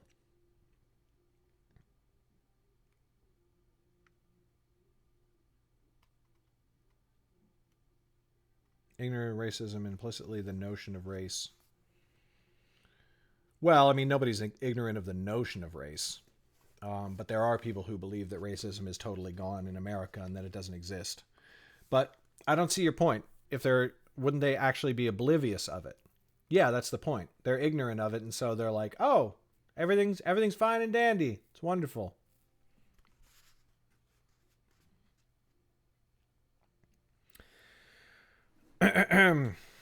Then they were all running down the hall, and soon they reached the courtyard and took the steps up to the wall. Chet was leaning heavily on Lauren as they moved, and his breathing came hard, but still he kept pace with the rest of them. The horns come from the east, said Aemon. Quick! He ran along the wall until he reached the eastern battlements, and there slid to a stop with his hands on the stone. He leaned out, looking with squinted eyes across the sea. Lauren and Chet joined him a moment later, searching in silence. The bay was shrouded in mist, for it was still early morning, and at first they saw nothing. Then at last they burst forth from the mist, thousands of sails lining the horizon from north to south. It was a fleet of Dulmoon ships, each of them mightier than the long claw that had brought Lauren and her friends to the seat, and all ready for war. Though the distance was great, Lauren could see the soldiers and sailors running back and forth across the decks as they prepared for a landing. Give me a moment, she said quietly, and then ducked away from Chet to run for a torch that sat unlit in the wall. She pulled it out, then used her flint and tinder to light it before thrusting her dagger into the flames. It had been days since last she used it, and she had no idea if it would still work, but it did, for the designs twisted upon themselves almost immediately, and just as they had before, they all pointed towards the east. Lauren cursed and stomped out the torch before running back to the others. The shade the guards found in the night, she said breathlessly. He was not alone. His companion fled the seat and went east to Dulmoon, there to raise this fleet. Aemon stared at her in wonder. How could you know that? Trust only that I know it, said Lauren. This is not some insurrection by Dulmoon, but a planned stroke by the shades. The air erupted with horns again, making Jem jump. He stomped his foot and shouted at the spires atop the palace. Yes, we have heard you. You may stop blowing now. Those are not the same horns, said Aemon, looking fearful. They came from the west. Wondering what could possibly be going on now, Lauren took Chet's arm again and helped him along as they followed the others in a mad run to the west wall. When they reached it, they stopped, and Lauren felt hope flee her. Before them lay the narrow strait between the High King's Seat and the shores of Selvin, and upon those shores, still pouring out of the birchwood forest, came a great army of shades in grey and blue, mounting their boats and making ready for an assault upon the island. Chapter 32 done.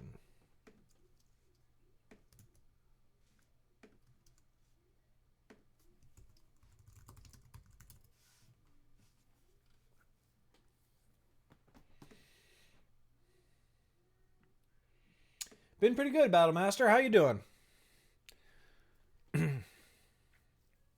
Got the glasses, of course. That's new.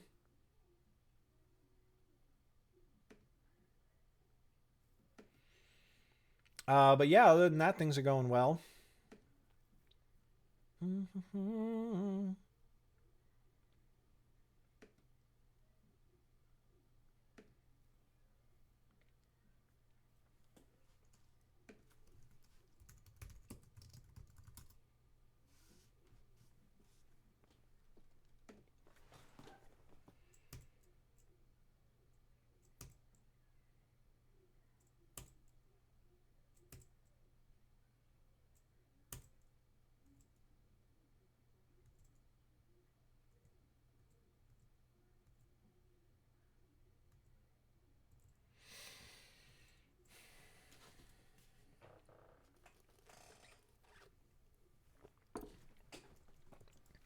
Well, I definitely like the way they look. As Bodegazilla pointed out, I should try and get non-reflective lenses, especially with all the video work that I do, because they've got the glare thing going on. And I'm really nervous to see how that's going to affect my YouTube videos this week, but whatever. But other than that, yeah, I actually really like how they look. And I keep doing this, which is weird every single time I do it, because it's like, oh, I'm adjusting my glasses because I'm a glasses person now. And I definitely forgot what it was like to see the world in this much detail. It's pretty wonderful. It's obviously it's really obvious when I take them off after I've been wearing them for a while. But I woke up this morning and I thought, oh, it's not so bad, it's not whatever. But I was like looking out my window, and then I picked up the glasses and I put them on for the first time this morning. I was just like, oh my god, so good. Anyway, it's nice.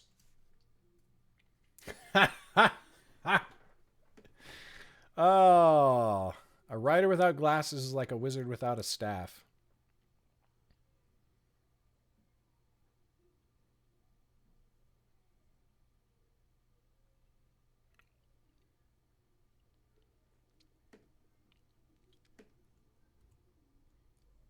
I like that very much. Chapter 33. They ran back to Zane as quickly as they could. Lauren had already started putting the pieces together in her mind, and when they reached the wizard, Aemon said what she had already begun to suspect.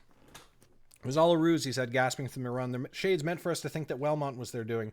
They meant for you all to warn the High King so that she would send out the mystics and the greater strength of her own army to put a stop to the fighting. They never meant to start a war between Dorsey and Selvin. They always meant to take the seat.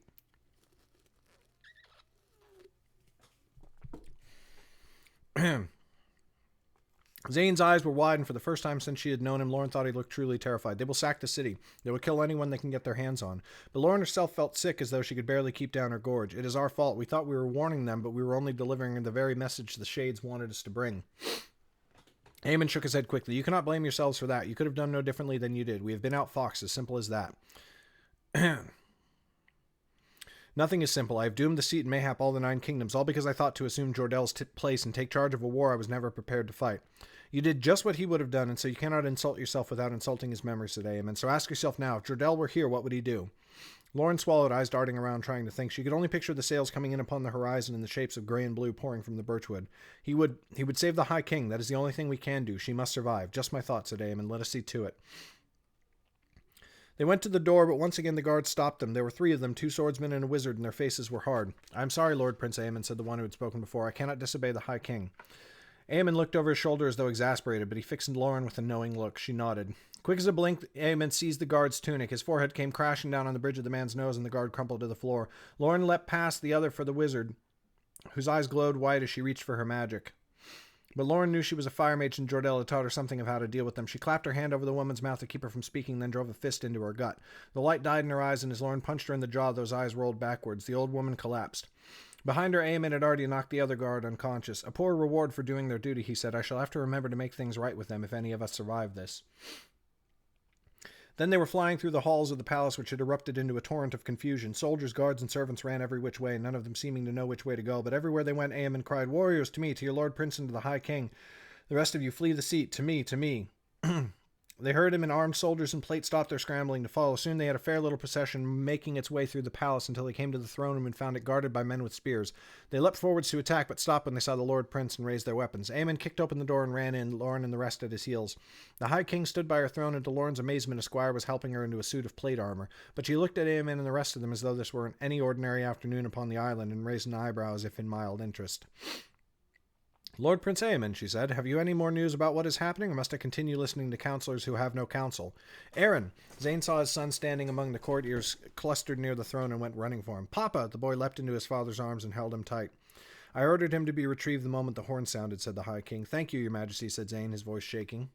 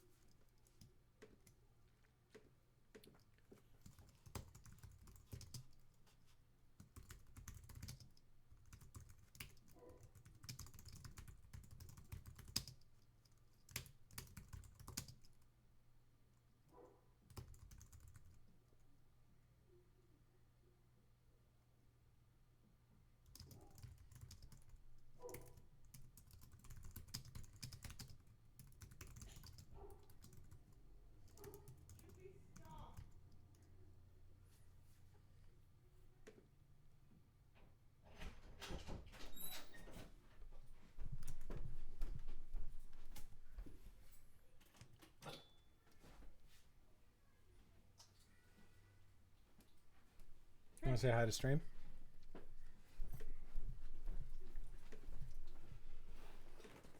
Let's see who's here. Battlemaster. Hi, Battlemaster. Kristen's here. Battlemaster is the master of battles. I know. How do you I've know? never met Battlemaster How do you know? because of the name. If I named myself Cooks Really Good, I might be a good cook. Has everyone noticed how Meg has started wearing her glasses in solidarity with me? I am supporting my husband. Yes, and together we are no longer 2 eyes or 4 eyes, but 8. Yes, I went there. Okay. You're very cute. Doesn't she look good in her glasses?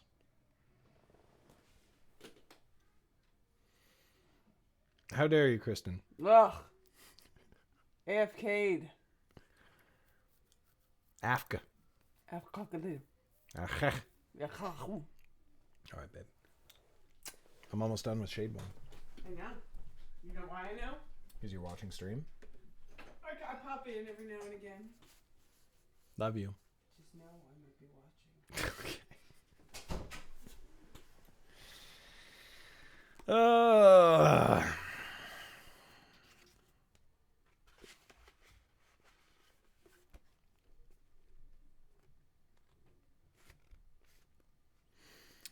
Papa, the boy leapt into his father's arms and held him tight. Oh, so what that pause was that Zane's son says Papa, but other children in the past have said Da. And I wanted to double check that my reasoning behind that was sound, and it is. Selvin, so before Gillum, the woodsman who Lauren encountered in Mystic, his son, also named Gillum, was called his father Da, and that is because Selvin draws from Old English and Germanic roots in terms of its culture and its language, and Da has been English slang for father for hundreds of years at least. Meanwhile, Zane and his family hail from Hedgemond. Zane's family hails from Hedgemond. Wait. Is that right?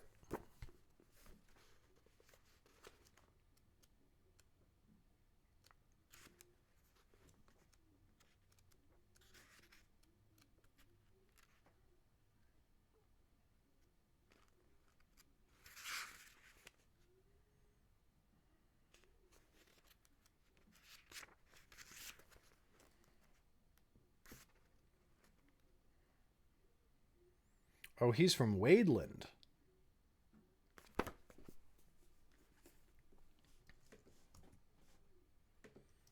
My mistake.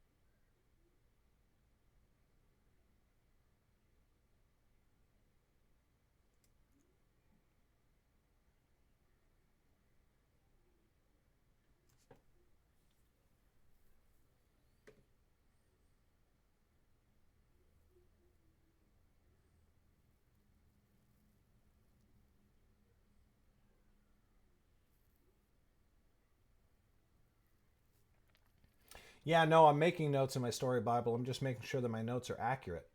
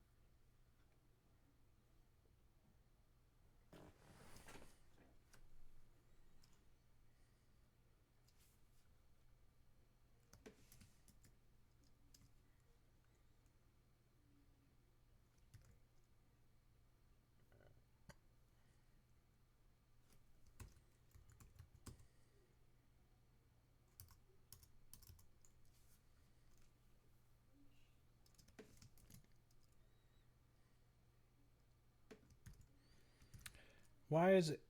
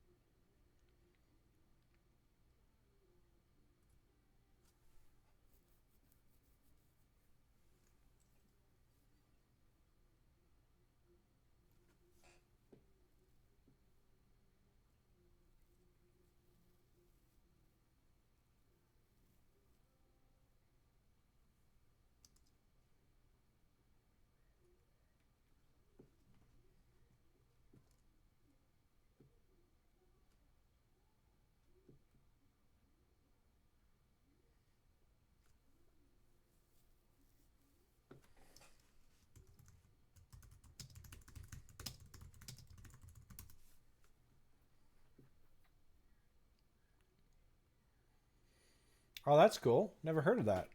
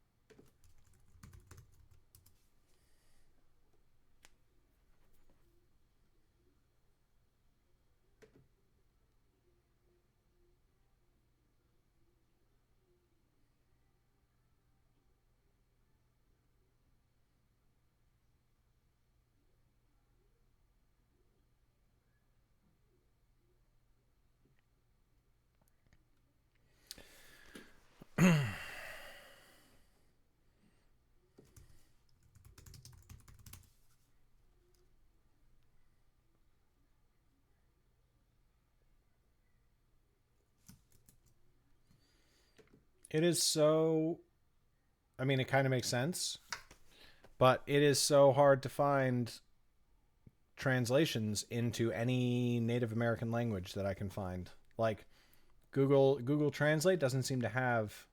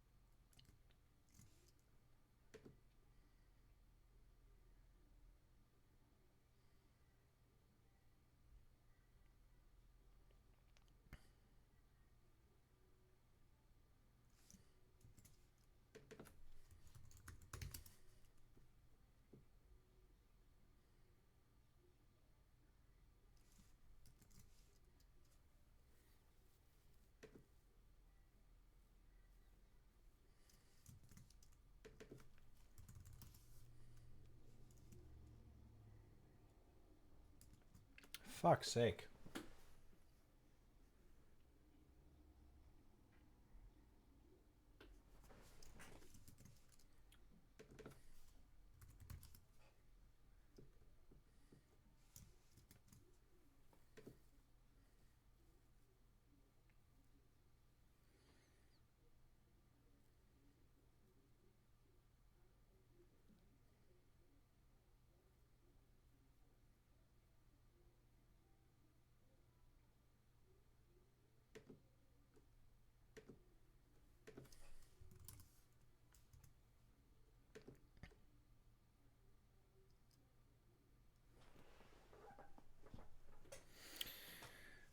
Fuck it.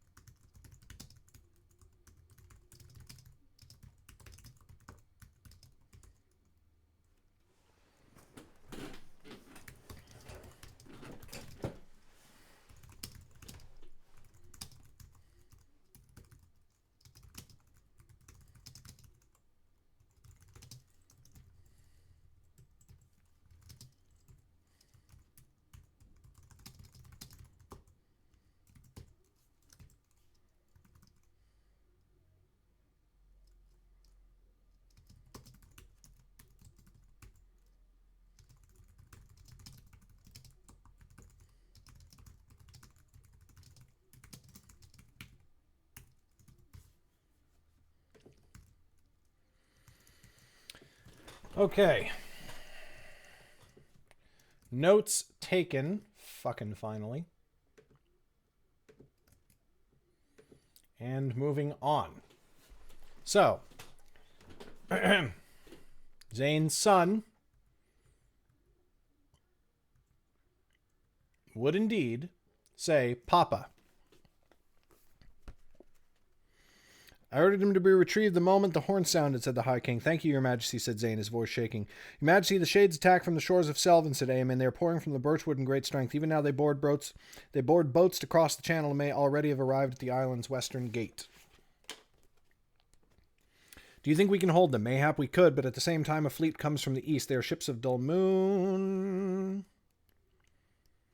Oy, oy, oy.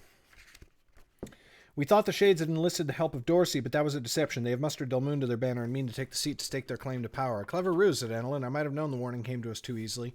Your Majesty, said Lauren, throwing herself forwards and dropping to one knee. No words can express my... Oh, stand, girl. You cannot think to blame yourself for this, for you did nothing wrong. Indeed, had you acted any other way, it would have been treason. The last plate was strapped to her arm, and her squire helped her don gloves of interlocking metal scales. Now it seems we must have a fight if we wish to leave this island alive. Your Majesty, said Lauren, rising to her feet, I do not see how you can fight your way through so many. There might be another way, a means of escape besides. Be silent, girl, said the Lord Chancellor, staring at her with venom. Beside the High King stand the greatest warriors Underrealm has ever known, and each of them would give their life for hers if need be. We will fight our way through, you may count on it. Where's the Dean, said Annalyn, as though she had not heard either of them. I should have thought he would be here by now. One of the royal guards standing nearby looked about uneasily and then stepped forwards to speak. Your Majesty, when we went to find him, we found his chamber empty. A student at the academy said they saw him fleeing west, probably trying to escape the city before the battle. Craven to the very end, said Annalyn, shaking her head with a steely glare. Let that be a lesson to you, girl. Never appoint a wizard based on his political convenience. Are we ready? Didn't she say exactly the same thing in Weremage? Or am I imagining that?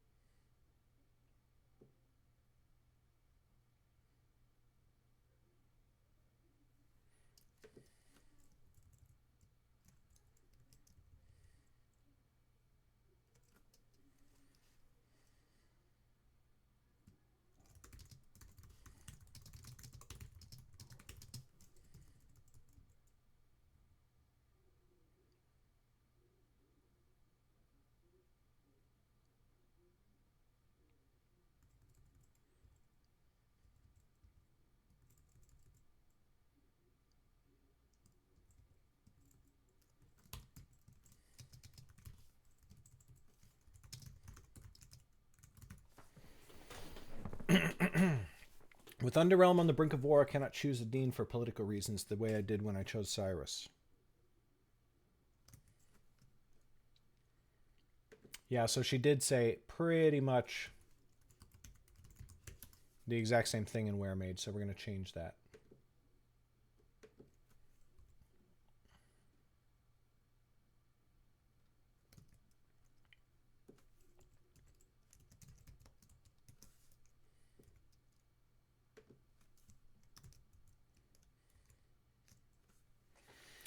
Now the Academy needs another dean, and I require an ally in that position. With Underrealm on the brink of war, I cannot choose a dean for political reasons the way I did when I chose Cyrus.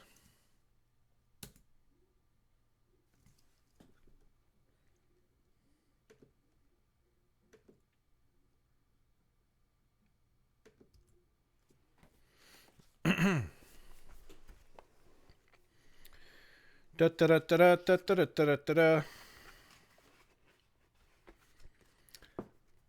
Are we ready? Your Highness, said Lorne, looking to Eamon, who was donning his own armor with the help of a page. Thank you for your counsel, Lorne, but these are fighting men, he said. They will break through if it can be done at all. With that, the High King raised her sword. Around her assembled the members of the royal guard, and outside them a sizable force of castle soldiers. Together they pressed forward to the door of the throne room. Stay close to them, said Zane, holding his son tight in his arms. Look for a chance to help, but do not join the fighting if you have any choice. Wars fought in cities are often the bloodiest. Lorne did not heed the warning, for she still remembered Welmont, but she nodded.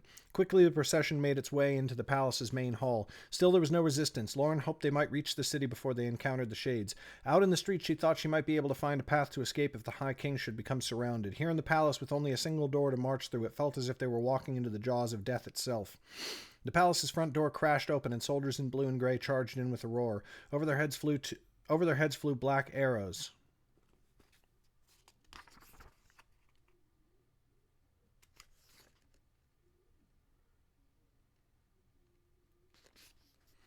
Some landing among the High King's guard, while others narrowly missed Lauren and her friend. She fell to the ground with a cry, dragging Chet with her. He landed with a grunt, and together they huddled until the rain of arrows ceased. When they could stand again, they saw Ennelin's force heavily engaged with the Shades who still poured in through the door.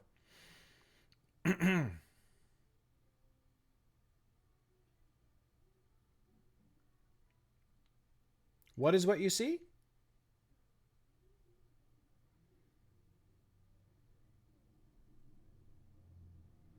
I feel like I missed some of your chat messages or something, Liz.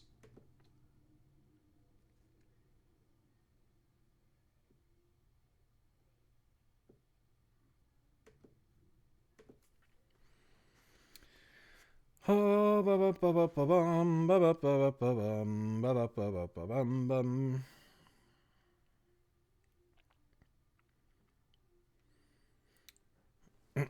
At once Lorne saw the truth of what the Lord Prince had said. These were fighting men.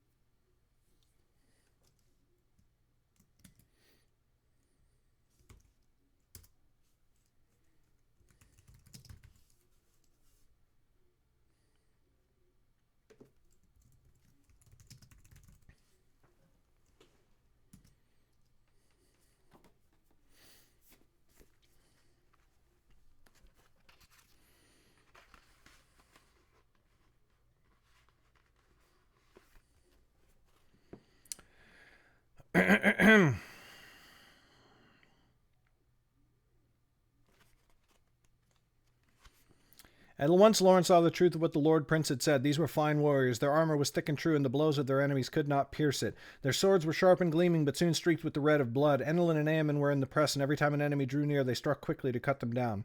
But for every shade they killed, another stepped into place, and still more came through the door. Lorne could see no end to their number, and each man of the palace guard who fell was irreplaceable.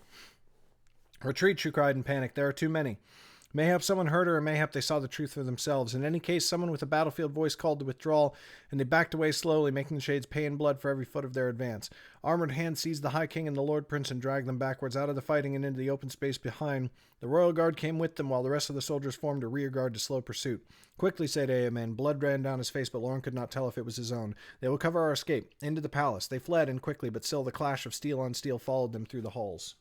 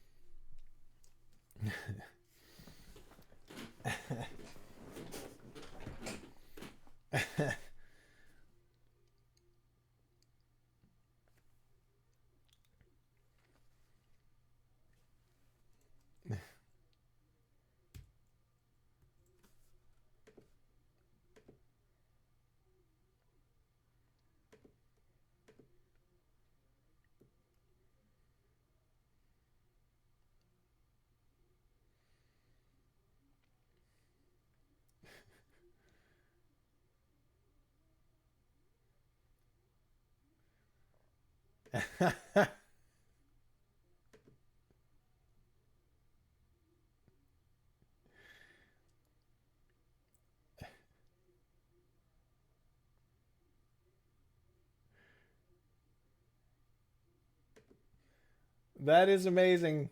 That is amazing, Liz. Ugh.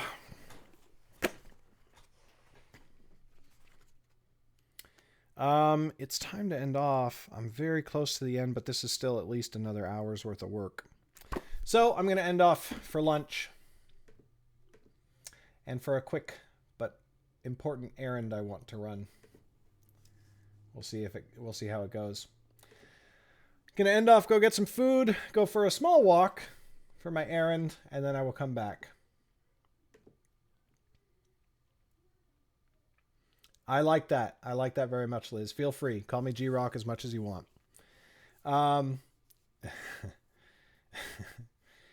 I am going to go. I appreciate y'all being here, coming and hanging out. By the way, Chayton, if you're not in our Discord, if you're watching and you're not in our Discord server, go join the Discord. Because Chayton just posted a book cover that he designed, and it's pretty awesome. So, yeah, definitely check that out. I like it quite a bit.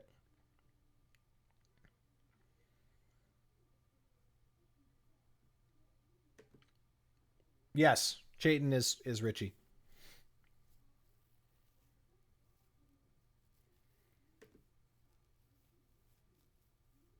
But the book cover says Chayton. It's all very confusing. See, this is why I never did pen names. Fuck all this shit. Like, come on. I'm kidding, Richie. Chayton. God damn it.